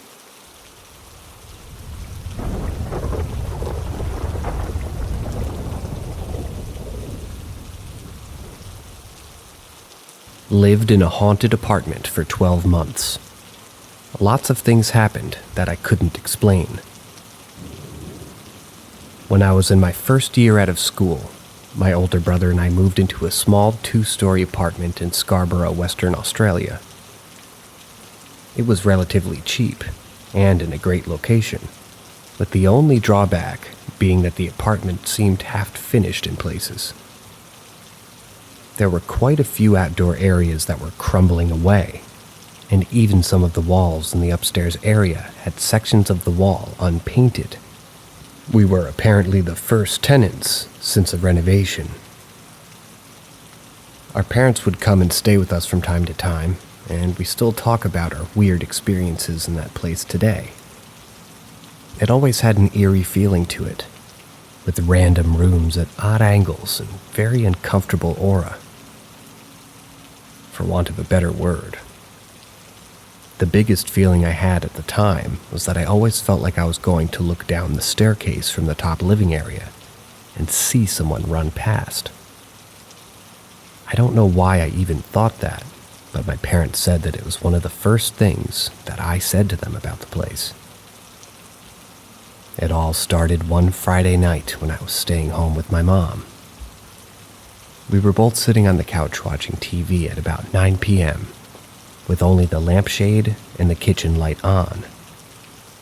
We both felt something really odd that I've never felt before or since. Like all of the air was getting sucked out of the room, or there was a pressure change or something similar. We felt like we couldn't move, and it was like we were stuck in place. A shadow then appeared on the wall to the back left of the TV, about the size of a small person, but almost just looked like a blob in a vague shape of a human. It moved diagonally up the wall to the left, as if it was climbing a set of stairs.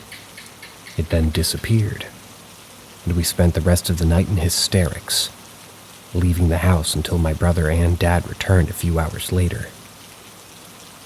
What must have been a few weekends later, another encounter occurred.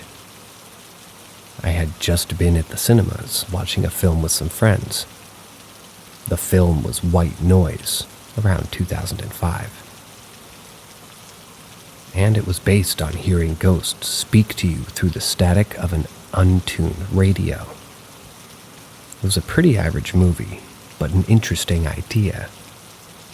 That night while asleep in bed, my clock radio turned on max volume right next to my head at about 1 a.m. It was 10 seconds of chaos as I tried to turn off the radio alarm, but nothing was turning off the sound. In my half-asleep state, I didn't think to pull it off the wall. After about 10 seconds, it finally turned off. I somehow went back to sleep, but I remember at the time knowing that it was the scariest thing that had ever happened to me, and that I had just encountered something. The next morning, I woke up to find the cord for the alarm clock in the middle of the room underneath the bed, nowhere near the wall. Not long after that encounter, we had some friends around for some drinks in our main living room, and had another incident. An old CD player of my brother's was sitting on the table, and turned on max volume all of a sudden, playing with weird Indian sitar-sounding music. Needless to say, it scared the hell out of everyone in the room, if not only because of the loud noise just happening from nowhere. At another point during the night, the sound of a girl's scream came from upstairs, and was eventually explained away by one of my friends as coming from a neighbor's house, even though it felt like it was directly above us. Another instance occurred on an evening when my mom was staying with us, and my brother and dad were away. We had a table tennis in our garage, and that was connected to the house through the laundry. I had fallen asleep on the couch and woke up at 2 a.m. I went to the laundry to have a drink of water from the tap, and I could hear people playing table tennis beyond the door to the garage. I was basically frozen in fear. I put my ear right up to the door, and I could hear the sounds of a game being played, but I knew that myself and Mom were the only ones in the apartment. I retreated and went to bed, knowing that I was too weak to open the door and confront whatever was in there. And I somehow fell asleep. The next morning I woke up and went downstairs for breakfast. The first thing Mom says to me is, "How late were you and your friends up playing table tennis last night?" I got up to go to the toilet at 3 a.m., and I could hear a game going on in there. So, that was pretty spine-tingling. The last story that I can think of at the moment is when I was at a friend's house one night. I received a phone call from my brother at home. As I answered, he said, "How drunk are you? I can hear you rattling the keys in the door." I explained that I was at a friend's house, to which he replied, "Shit," and hung up. He calls me back 5 minutes later and explained that as soon as he hung up, he heard what sounded like a large animal run along the side of the house from the front along the side fence, and within seconds was knocking aggressively at the back door. He went to the back door, and there was nothing there.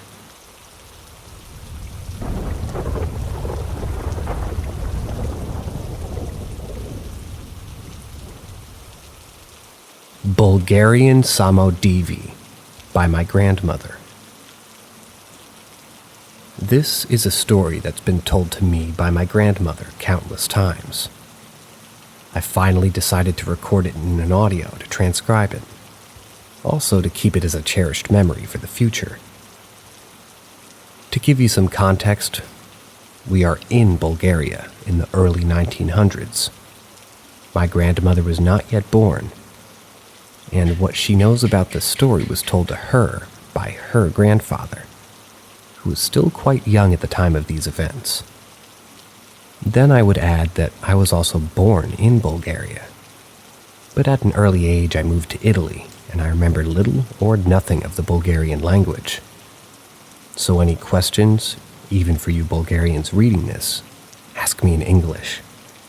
I don't have the skills to draw up a decent introduction, so I'll go straight to the story. Smiley face. I missed the village's name, where what you might be going is reading about. These days I will visit my grandmother and I'll ask her, and I'll add it in the comment. One night, many years ago, while I was not yet born, a man was at home on an old cold winter evening. Since his home didn't have an indoor toilet, he had to go outside to pee. He didn't even bother to dress properly, wearing only his woolen socks on his feet, when shortly after 11 o'clock in the evening, he ventured out of bed and approached the door. As soon as he crossed the threshold, he heard a sort of melody and noticed dancing figures, all dressed in white, men and women. These mysterious figures, called Samodives or Samodives, noticed him and the two girls approach him. They grabbed him by the arms and said, "Come with us, we're celebrating a wedding." The man, astonished, asked who they were, and the girls replied, "We are Samodivas. We are celebrating the union of our sister. Now that you have seen us, you must come with us." In a state of enchantment, the man was compelled to go with them. For it was said that once a Samodiva called you, you could not oppose or refuse their invitation. He felt as if in a dream, devoid of will and unable to object, as if he had lost his voice. So, with the Samodivas, he began a long pilgrimage across the country, dancing and celebrating, until he reached Klissura. On their way, they came to an artificial dam, and shortly before, to an open well. Here the Samodivas wondered what to do with the man, whether to throw him into the well or something else, since he was now so far from home and trapped in their dream world. One of the girls offered the man some wine, but at that moment, a rooster crowing was heard. It was dawn, and the Samodivas immediately disappeared. The man found himself near the well, slowly beginning to wake up from his enchanted state. With the coming of the day, and thus of light, he lowered his eyes to look at the jug of wine that had been offered to him. He realized instead that he had in his hands was a severed head of a fowl and a white wedding handkerchief. Bewildered and frightened, he decided to take this bizarre evidence of his experience with him to share with the locals. Thus, still wearing his woolen stockings, he began his return journey through the cold and snow. The villagers watched in amazement, wondering where he could have been and what had happened to him. The man divulged his extraordinary story. As some days passed, though, the man lost his mind. But he lived for years before dying. Some speculated that he had lost his mind even before that event, thus raising the question, but where did he find the fowl's head during that strange night?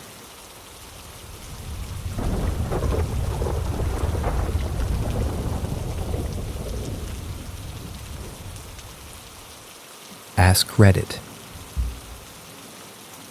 Back in the early 2000s, I was working at a medical practice.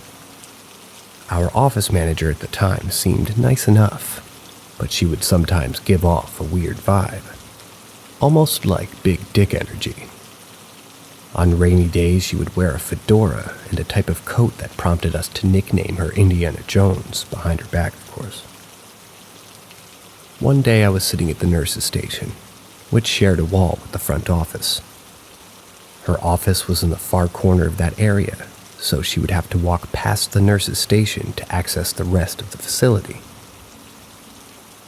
I was sitting on the far left end of the horseshoe-shaped nurse's station, so my back was to the front office area.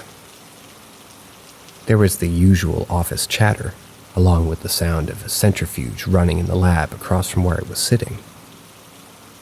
Suddenly, I felt a cold chill all over my body. I felt uneasy.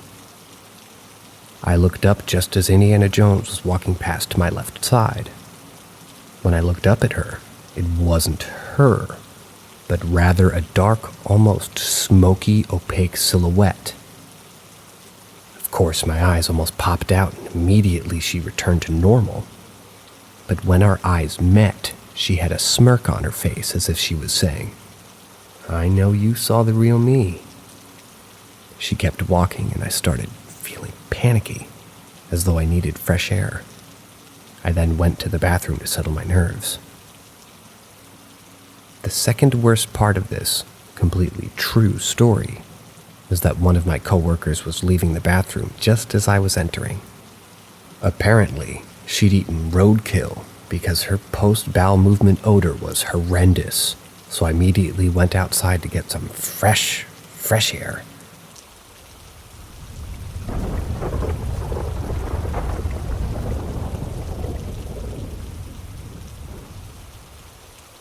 I heard a voice call out my name in the woods. 16-year-old male. This has a not safe for work warning, just so you guys know. I'm a Nepalese guy living in Norway. A couple of years back when I was 14, there was this trail between my neighborhood and the school I used to go to. It took about 10 minutes to get across it. Covered full of tree branches and a deep valley that you need to climb with a little creek running through it. This one particular autumn day, the leaves were falling off the trees and the temperature was getting lower. It was like 8 degrees Celsius roughly.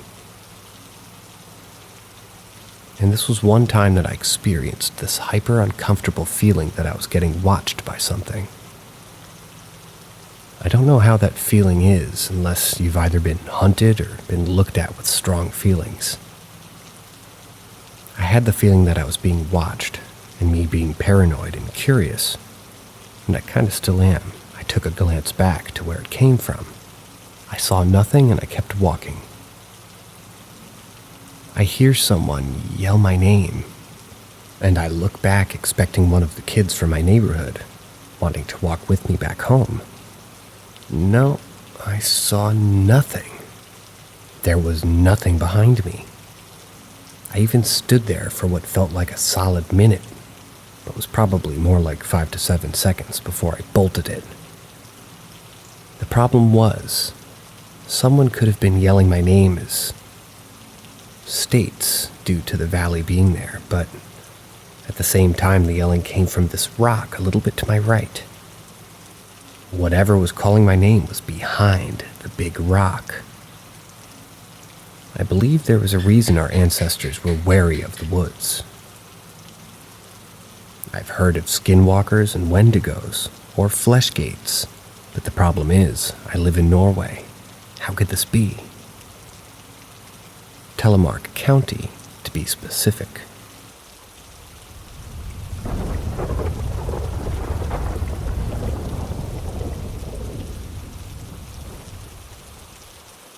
Ghost dog.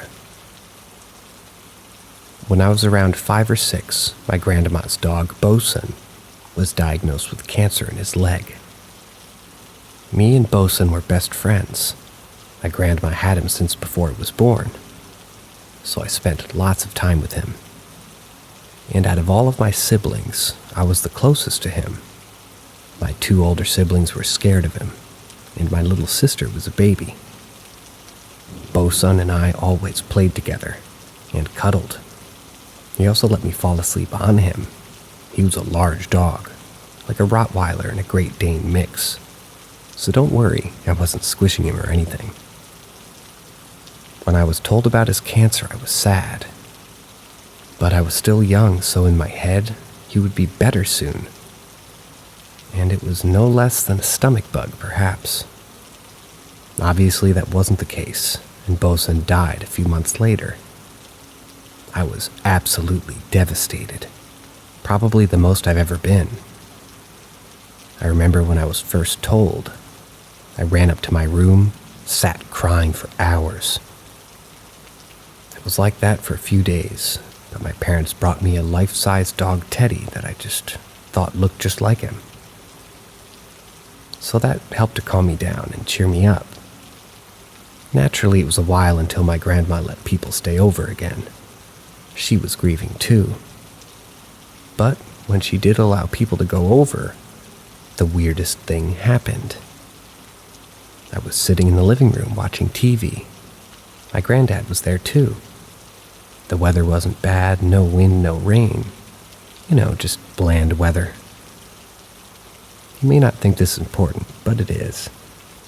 All of a sudden, the living room door flew open, as if a massive gust of wind has just hit it. But like I said earlier, there was no wind, and the back door, front door, or any of the windows that were in a close area to the door were shut. So it couldn't have been the wind.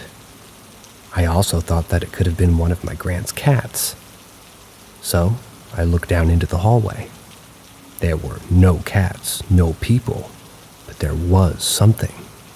It was transparent, but it had color as well. It was the figure of a sitting dog. Not just any dog, it was Bosun, sitting at the end of the hallway, a very faint blue outline surrounding him.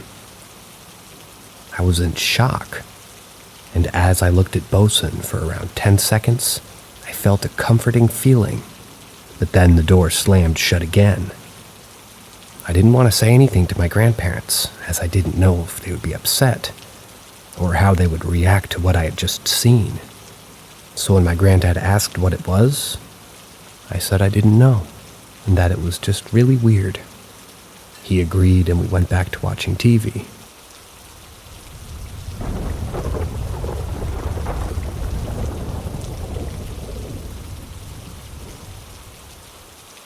Sleep paralysis plus OBE. OBE stands for out-of-body experience. This happened a few years ago when I was 17. I was a senior in high school at this time. I wasn't on drugs, medication, or alcohol leading up or during this experience. I went to bed late that night.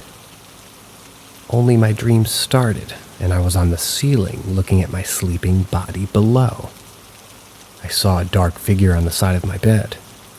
It was blacker than the pitch-black room and seemed to be very hairy, furry. I don't know how to quite describe the appearance. Most of it was just a dark blob, but I know it was hairy because it kept reaching over and touching my face.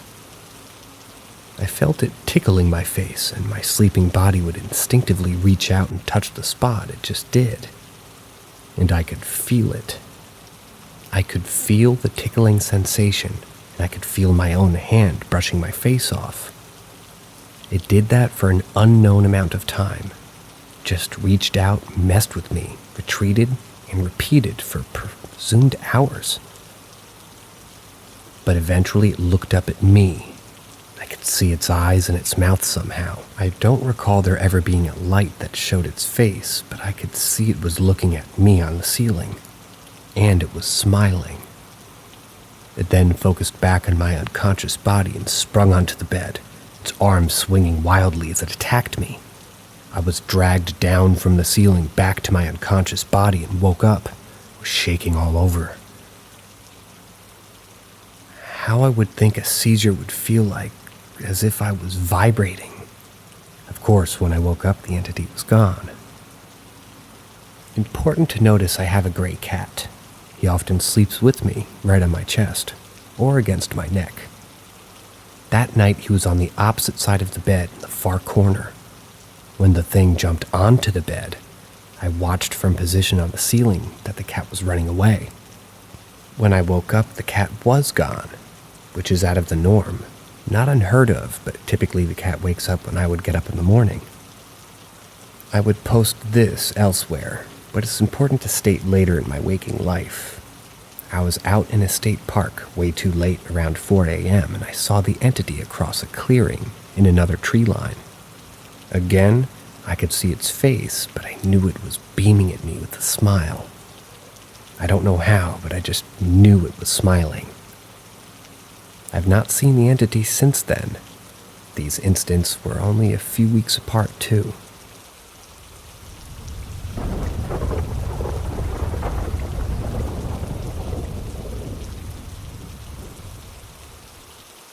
Just wanted to put this out there. This was about a decade ago when I was a teen. We moved into a trailer out in the backwoods. It had a big tree in the front yard and a crawl space. There was a frequent sound that we would hear from the tree that sounded like rope stretching. It's the only way I could describe the sound. You could hear strange footsteps even when you were alone. And we could see things moving and even thrown around. These were just the normal things in that home. There were bigger events that I would find notable, the first one being when I heard tapping slowly building up all around the trailer, and eventually the roof, and then you could hear goats, despite there being only cows. I eventually started praying until there was a loud sound, and then silence. The next event, which wasn't that big, was weird. It was a picture that my sister took. Everything seemed fine, except we noticed two faces behind my sister, about 1.5 feet from the floor. The faces were very distinct and full of details. My sister had a flip phone around this time, and fortunately the picture was stuck on there, but it creeped out my skeptical parents. Another big event was when my ex was with us for the night. My mom thought she saw her crouched on the couch and was silently moving towards my mom. She saw this feminine shadow shape, and then she looked to the other side of the room and saw my ex asleep. She only spoke of it one time and still doesn't like to talk about it. After this, I saw a large shadow and a very distinct person walking through the reflection in the 2 large mirrors in the living room. The mirror rippled like water as it was walking. Another event. My baby sister began talking to a kitty who sleeps underneath my parents' bed. It seemed like an imaginary friend at first. She said that it was all black with red eyes and had sharp fingers. He would walk up the walls like a spider, and during the day he would sleep in the crawl space. One day she said, "Kitty's awake now," and the crawlspace door began opening and slamming loudly while our dog began barking furiously. This also seemed to line up with the weird scratches that we were all getting at night. Another event is tied to a weird pattern that slowly emerged. Through the 2 years there, we were all getting angrier and psychologically worse. It culminated in my dad cheating on my mom with somebody a little too young, and he left. This led to great depression for everyone. Eventually, my mom said that we would have to move, despite me graduating in a couple of months. As we were packing, I saw a broken mirror in my sister's closet with bloody letters, non-Latin based on the lettering. On them, I heard very heavy stomping, chasing in my direction with some more slamming on the walls.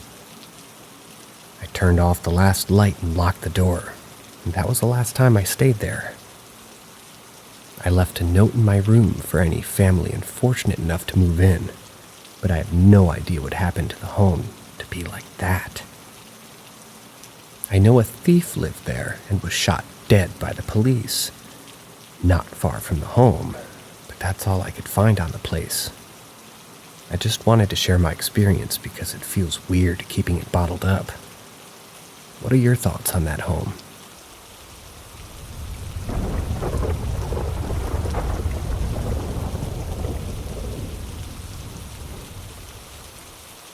Demon encounter. Oh boy, the stories I have.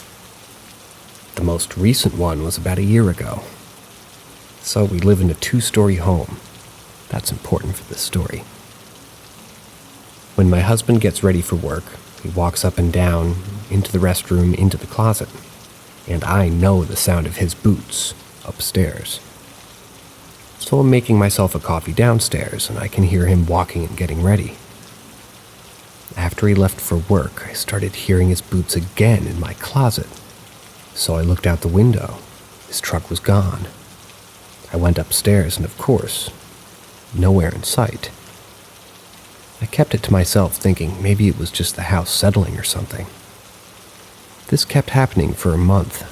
Then my daughter and I were living in the living room, and I heard the boots again.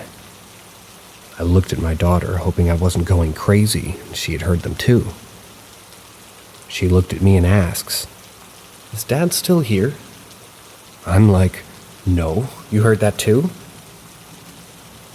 Then I went on to tell her all the times I'd been hearing someone walking. Now, my daughter is a medium, even though she doesn't want to use her gifts.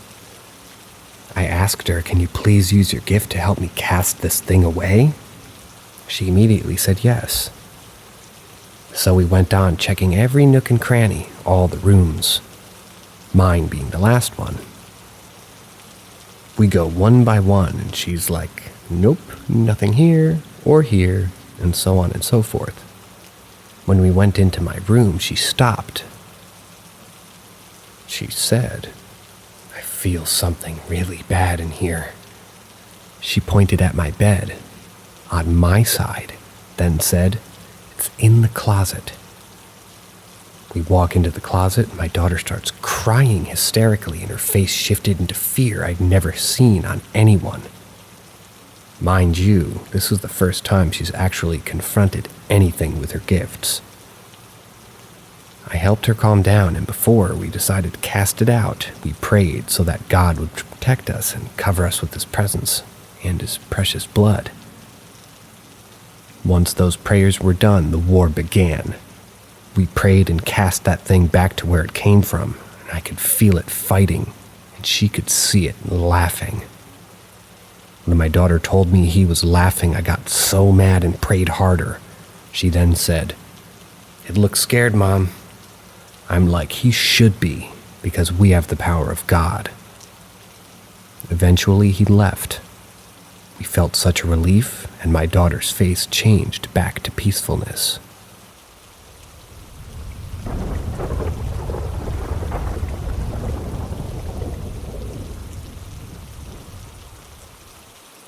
Ask Reddit. When I was living with one of my brothers, but still felt too awkward to have sex with my then girlfriend at the house, we would go to my mom's house, because it was pretty much empty except for my bedroom stuff that I couldn't fit at my brother's house.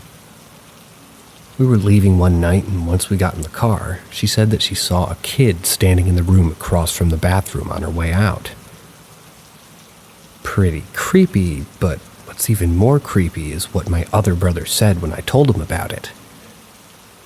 He lived there for a little while after we had all moved out, and he said he had come face to face with a kid standing in the doorway of that room, and that was when he got out of the shower one day. That was also his room growing up. And he also said that he would wake up sometimes to something breathing and walking around his bed. I never saw the kid in that house, but my drum set was in that room for like a day.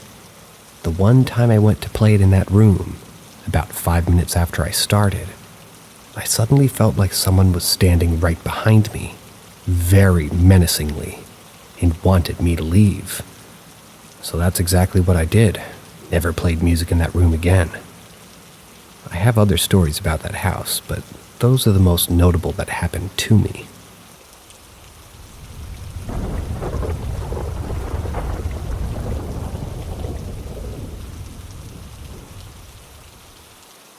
When I was left home alone, I'd hear thumps, noises, and feel a horrible presence, to the point that I would cry and scream for my parents. I couldn't move off of the sofa and enjoy any time that I had alone, mainly because it felt like I wasn't actually alone.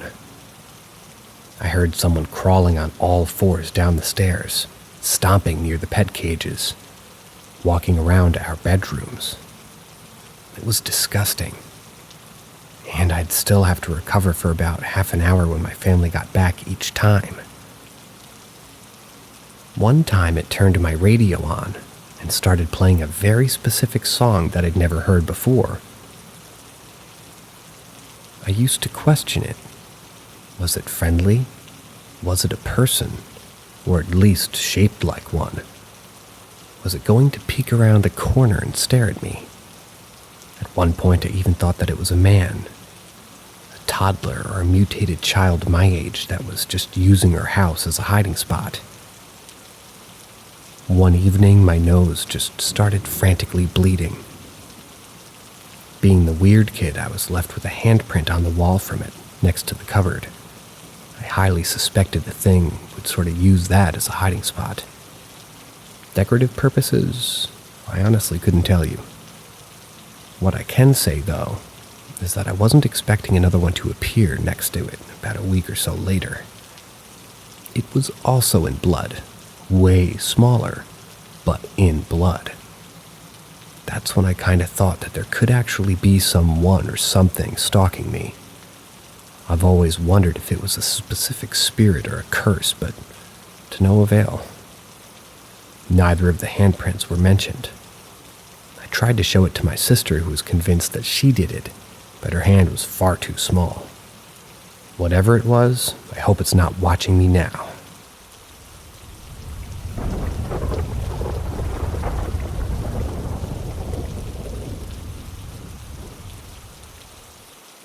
Ask Reddit. The only thing close to a paranormal activity that I've had was about 2 months ago. I've been living in this house for 6 months, and my bedroom door doesn't fully close, so it's always ajar at night, or about as closed as I can get it. I was watching something on my TV in the middle of the night, and suddenly my door opens halfway. I assumed it was my cat, but when I looked, it looked like there was something standing there. My eyes were adjusting, and I was just looking at its face, expecting to hear my mom's voice saying something like, "Why are you still up?" But after about 5 seconds, the figure faded away. I was pretty confused and scared, and I wasn't really sure what to believe, so I got up to try to see. Maybe my cat was still in the room, but she wasn't. I found her out in the living room, curled up and fast asleep. There was no way my door could have just opened because all the windows were shut, so there couldn't have been a draft. I'm still not exactly sure what it is that I saw. My mom also had an experience in this house. She was tidying up a bit around the house, and apparently the corner of the big rug flipped over. Same thing, no windows or doors open. She also assumed it was the cat, as she likes to play with the rug corners for some reason, but my cat was with me.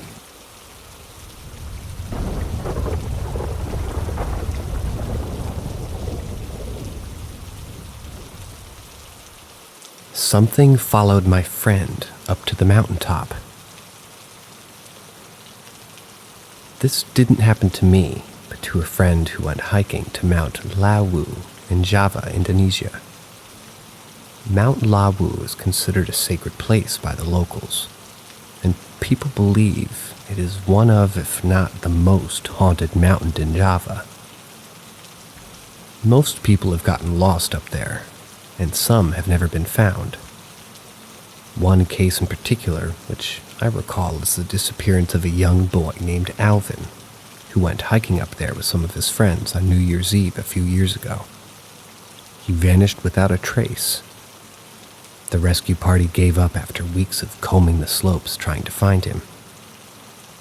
He was last seen by other hikers near Pasar Diang and Pasar Satan, Diang Market or Devil's Market, an empty grassland near the top where many hikers have reported hearing mysterious disembodied voices, hence the name. A few years ago, my friend and 2 other hikers decided to climb the mountain. There are several marked trails by which to get to the top of Mount Lewu. The busiest one is Kandi Shito, because it's one of the easier trails to pick up and the scenery up there is breathtaking. But the ascent takes longer. It's a footpath that gradually ascends through pine forests, grasslands, and whatnot. He and 2 rookie through hikers took this trail. It was his first climb to the top of Mount Lewu. They had met on a hiker forum months before and decided to take the easier trail since the other 2 guys had never attempted a mountain of this caliber before. It wasn't one of those busy days when they arrived, and there were only a handful of other hikers around. Anyway, their trip went smoothly at first. Soon they were joined by 2 other hikers from a nearby city. But after they broke through the thicket and passed through Pasar Diang, my friend began to feel a little bit uneased. And then he noticed something a little off with their hiking group. There were now 6 of them. Somebody else had joined them unnoticed. He looked around and stared at his fellow hikers one by one, and nothing seemed out of the ordinary. They all looked familiar to him, which was confusing. He couldn't seem to recognize the odd one out, no matter how many times he counted and scrutinized their faces. And to make it even worse, he seemed to be the only one who had noticed this. He asked himself if he was becoming disoriented due to exhaustion or the cold. He started seeing glimpses of blurry silhouettes moving around them. He wanted to quit. He no longer felt excited about this hike. He didn't feel like he was going to make it another hour. But there was nothing he could do. They were already halfway to the top, and he was sure that he had no choice but to return alone if he decided to turn back. He had lost his bearings, you could say. He had no idea where he was or who he was with. When they finally reached the top, he collapsed in a heap. According to his friends, he then became delirious and started to speak of random creepy things like them being followed by something, or someone watching them in the fog. He even told them to just leave him there because he was going to die anyway, and let his parents know how much he missed and loved them. It took them a few hours to calm him down and for him to regain his strength, and they decided to set up camp for the night. But the other guys also couldn't sleep. They could feel a presence with them. When the first lights of day appeared in the sky, they quickly dismantled the tents, packed him away and began their descent, which luckily only took a few hours down the slope until they made it safely to base camp. My friend had to be rushed to the hospital, burning up with a fever. He had made it through the night and down the mountain. Others like him weren't so lucky.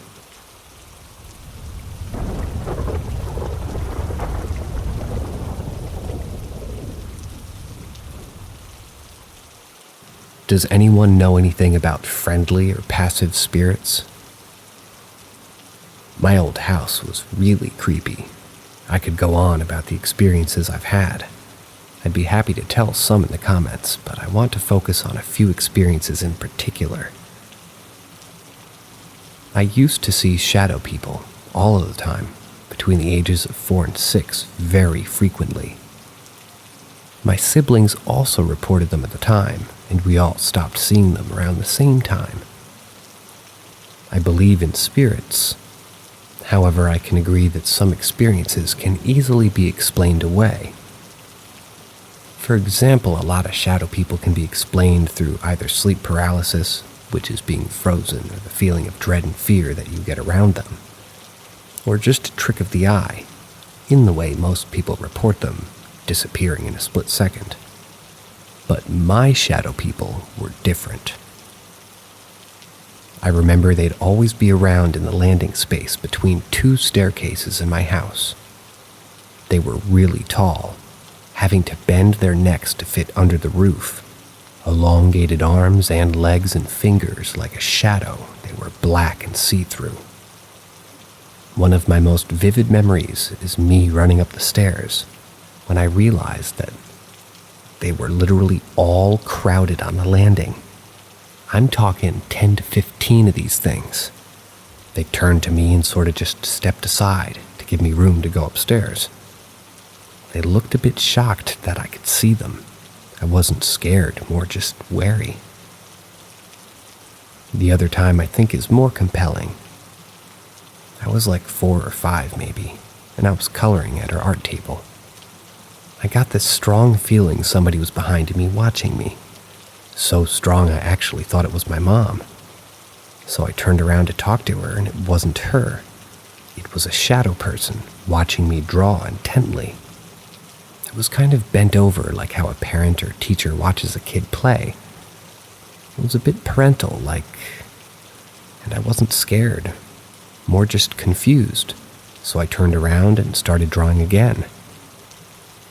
It's just weird since most reports of shadow people have them either disappearing or just peek out at you, or have them bring intense fear to you, which these things didn't.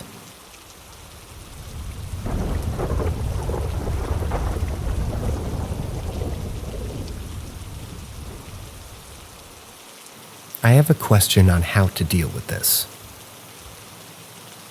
I have what I call the stalker, a being that follows me throughout my house late at night, and lately it's turned sinister.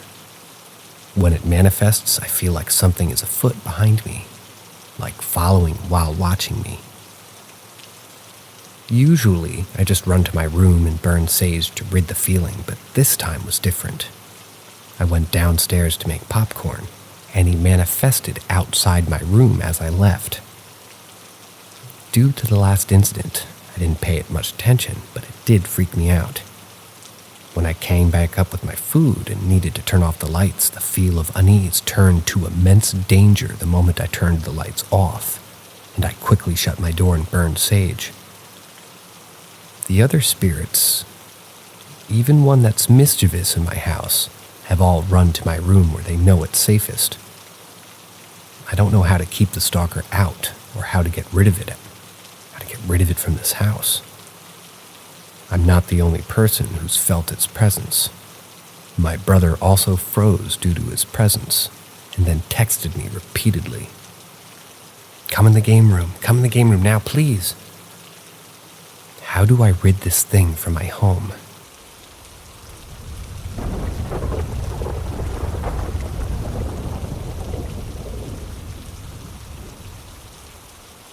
.650 Old Hull Road. Not safe for work. I warned you. Let me start by saying I'm not a skeptic, but I wasn't much of a believer either.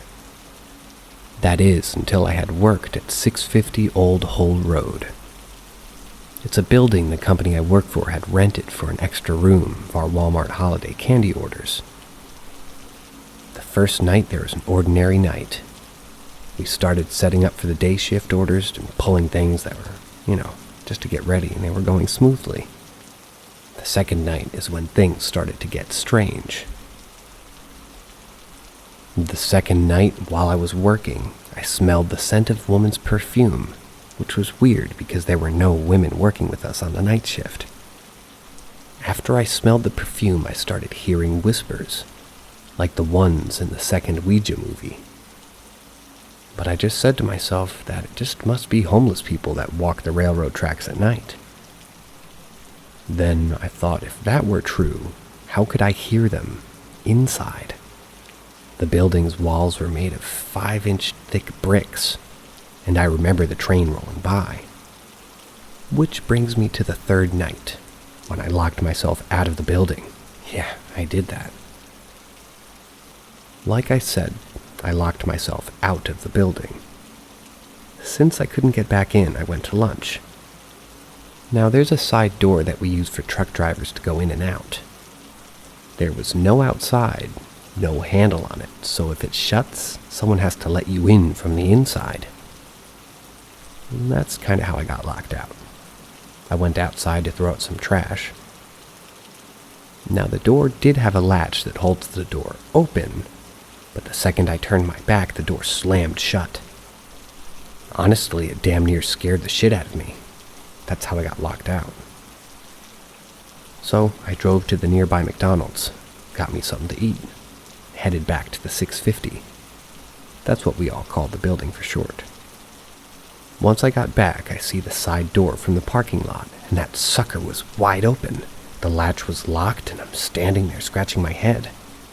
Which brings me to the fourth night. The fourth night is when the lights on one specific aisle started flickering.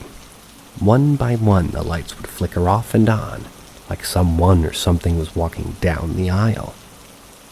When the last light went off, once it came on, so did one of the building's heaters. When the heater lights up, it looked like 10 eyes staring down at me. That's also the night I saw it. I don't know what it was, but it had a man's body and its head didn't look human. After I saw that, I was never a skeptic again.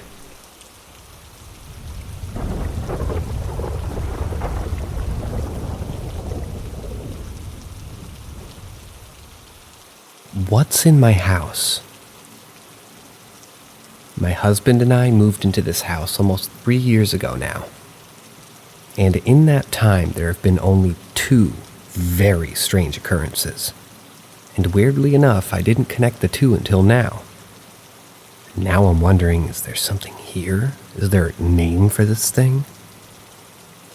The first incident happened around 2.5 years ago, I believe. It was shortly after we moved in. I actually posted about this on Glitch, the Matrix sub at the time. The way our house is laid out, it's a semi-open concept, where you have to come down a hallway from the front area into the kitchen and living room area, which occupies the same space. But there's a wall that partially obscures one side of the living room if you're in the kitchen. So I was cooking dinner, and my dog was lying at my feet, hoping for me to drop some food. My husband came down the hallway and went around the corner into the living room without saying a word, and my dog got up and followed him into the living room. I started talking about some work gossip while I cooked, basically droning on for a bit with no response from my husband for several minutes. When I put the food into the oven to cook, I went to the living room, planning to sit down with him and wait. Except when I stepped around the wall, he wasn't there. Our dog was on the couch alone. A second later, I heard the basement door open. It's a noisy door, so there's no way that he got up and went down while I was talking to him. Also, it would have been impossible for me not to see him go, since he would have had to walk back through the kitchen to go literally anywhere else in the house. He comes into the living room, and I immediately asked if he had just been in here a minute ago. He looked genuinely confused and said he had been playing video games in the basement for over an hour. It was creepy and unsettling, but we both just kind of shrugged it off and embraced the spooky story as one to tell friends who came over to visit. Then the second thing happened. This was maybe 6 months ago, so about 2 years since the first. I tend to sort of startle awake from dreams and then be fully awake. So, I jolted awake and it was still dark out, but early morning. We have 2 dogs now and they sleep in the corner of our bedroom. My back was to them and I heard my husband's voice clear as day, unmistakable, in a very quiet whisper praising the dogs. Saying things like, "You're such a good boy, and I love you so much." This is 100% in character for him, so I didn't think much of it. I just rolled over towards the sound, about to tell him that I thought he was sweet. But when I rolled over, he wasn't there. He wasn't in the bedroom at all. It was just me and the dogs in the dark. I couldn't tell if the dogs were awake, but they were lying down calmly. The fact that this thing keeps impersonating my husband freaks me out. What could it be? It doesn't scare the dogs, and it's never done anything other than just be there. Should I be worried?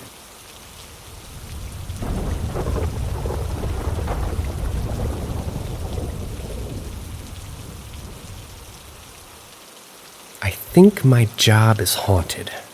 Help.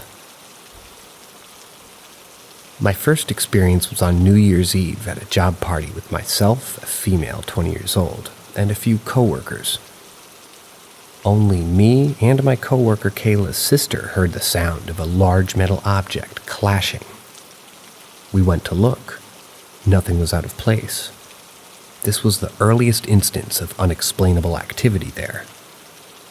On July 25th, Kayla, female 22, closed down the store with one other coworker, and she distinctly recalls everything being in place because it was the closer's job to clean up before leaving. The next morning, Kayla and I were the openers of the cafe. We work in a boba place, by the way. She started freaking out as soon as we got behind the counter because there was a whole pack, 4 rolls of paper towels on the floor.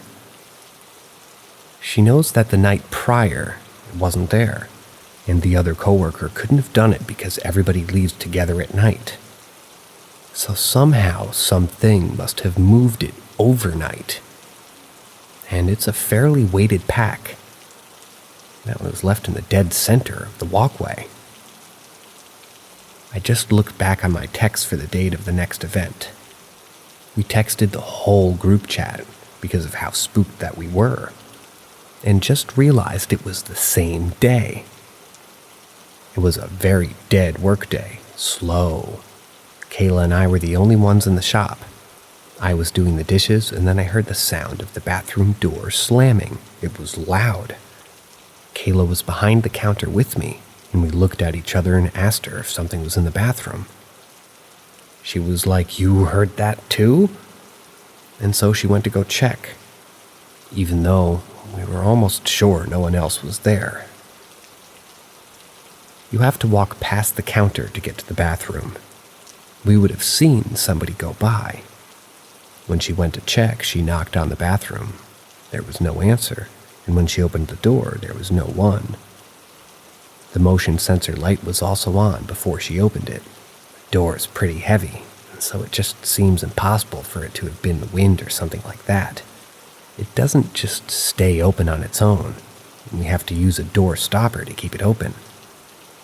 The thing is, you don't know if the door was shut and then opened and slammed, or if it was not used that day and the door stopper was just in place before it shut. The door stopper works well, by the way. It's not likely that it moved on its own or gave up on the door. Kayla also heard footsteps that day. But all I know is that she thought it was me, but I wasn't near her at that time. What made me write this post is what happened today. I was again washing the dishes, and also again working with just Kayla. We were closing and doing the end-day cleanup. While I was doing the dishes, I very clearly saw Kayla in my peripheral. Not too far off to the side because it was so clear and I was just looking at the dishes, so it's kind of hard to explain. I saw the cheetah print headscarf that she was wearing today and everything. I saw her turn the corner to go to the back, but I did a double take because the last time I saw her, she was in front of the counter, and I realized it was still in the lobby area. She was there, sweeping.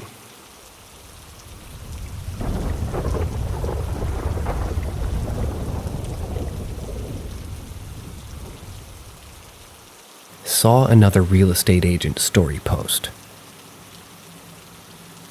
Back some 20 years ago, I had a guy I knew from college that was getting into real estate, and I asked him to show me some homes for experience, and we were actually looking, so win-win. I get to the house but don't see his car, and it's pouring rain. I wait in my car for a few, and after 5 minutes the porch light turned on. I figured he must have drove a different vehicle and parked along the road. I got out and went to the door, but it was locked. I knocked, but no answer, and I was starting to get soaked. Just as I start going back to my car, my friend pulled in.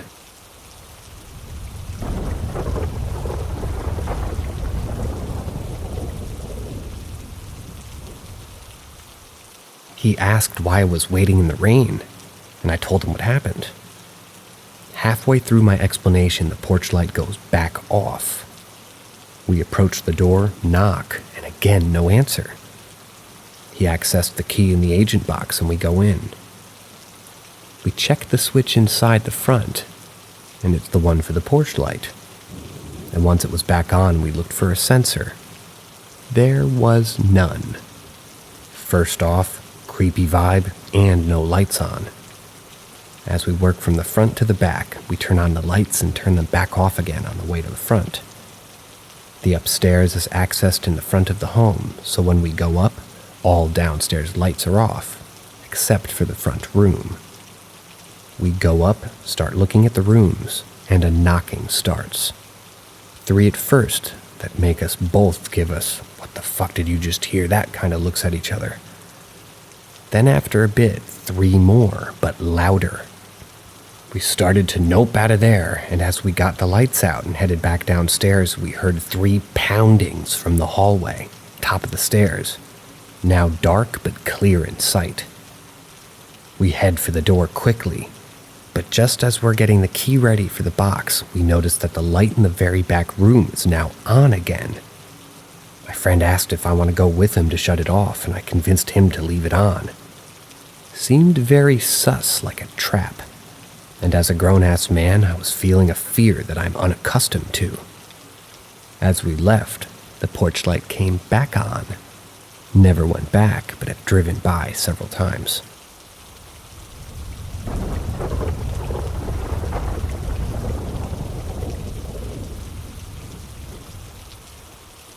Childhood memory that has stuck with me. When I was about 4 or 5, I was at my grandmother's home. Several stories from there, in parentheses. And it was a rainy spring day. I remember playing in the living room since I couldn't go out, but the front door was open, and the screen and glass exterior door was closed still. I noticed an old man dressed in a black suit and a white shirt, large brimmed hat, standing at the end of the walk facing the door, 30 feet out. I remember he seemed out of place at that time, and it struck me, even at a young age, as being disturbing. I ran to get my grandma because everything about it scared me, and she sensed the terror and ran back to the front door area with me. When I looked down the end of the walk, the man was nowhere to be seen, but chills ran down my spine as my grandmother placed a hand on my shoulder, proceeded to back up slowly and started yelling, "You get out of here!" When I looked up at her, she had a glare in her eyes, locked on the door, and repeatedly yelled, "Get out of here!" while pulling me back. I then looked at the upper half of the door where she was pointing and saw the old man standing, what would have been inches from the glass portion, the upper half of the door. But I had just been inches from the lower half of the screen and I saw nothing. He only appeared in the upper half of the door. My grandmother backed us up to the hallway, and when we got there, she turned quickly and darted us off to the kitchen. I remember this so clearly. There were many other experiences in that home, but that one stands out and has stuck with me my entire life. And that was scary.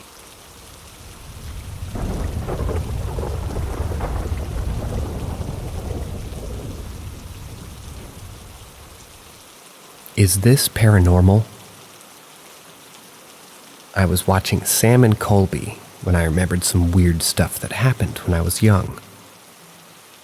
When I was little, I used to wake up and find things that I never had before at the edge of my bed. Some things that I would find are bags of little toys, stuffed animals, and other small things. I didn't think anything of it, since I just thought my mom gave them to me. And the stuffed dog that I still have is very cool.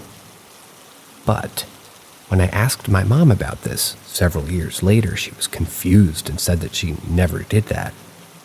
We both found it weird, but we both brushed it off as well.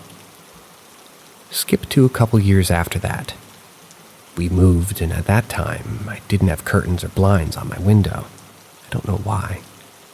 So one night I laid down to go to sleep. I was used to car lights going by since we lived near people, and I knew what they looked like. I was laying with my face looking toward the window when all of a sudden, a flashlight. The light of a flashlight turned on. I froze. I pretended to sleep while thinking, what should I do? After like 5 minutes, it didn't go away, so I ran as fast as I could into the living room where my mom was and screamed, "There's a flashlight in my window!" I was screaming while my mom checked and found no flashlight, and then checked outside. No one was there also. I made my mom put up a blanket and I made her lay next to me till I fell asleep.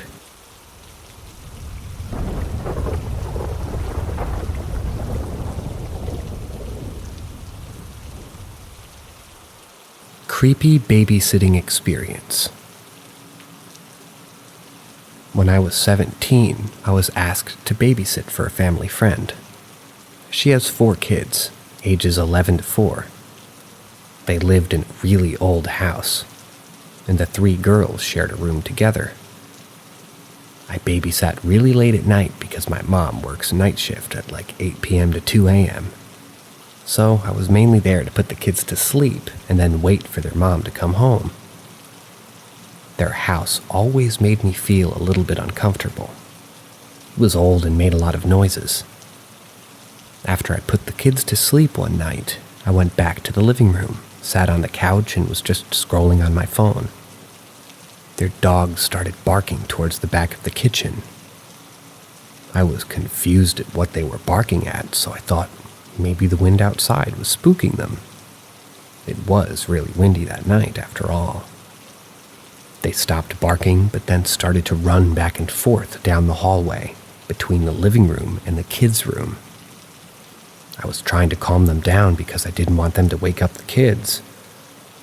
They finally settled down, but I heard the girls scream. The 3 girls share a room. They came running out crying and saying, "The man with red eyes and no arms is back in the closet," the oldest said. "He was staring at us again." I was also scared, so I told the girls to stay in the living room until their mom came home. I realized their little brother, 4 years old, was still sleeping in his room next to the girls' room. I couldn't just leave him by himself, so I told myself I wasn't scared and went to go get him so that way he could be in the living room with all of us.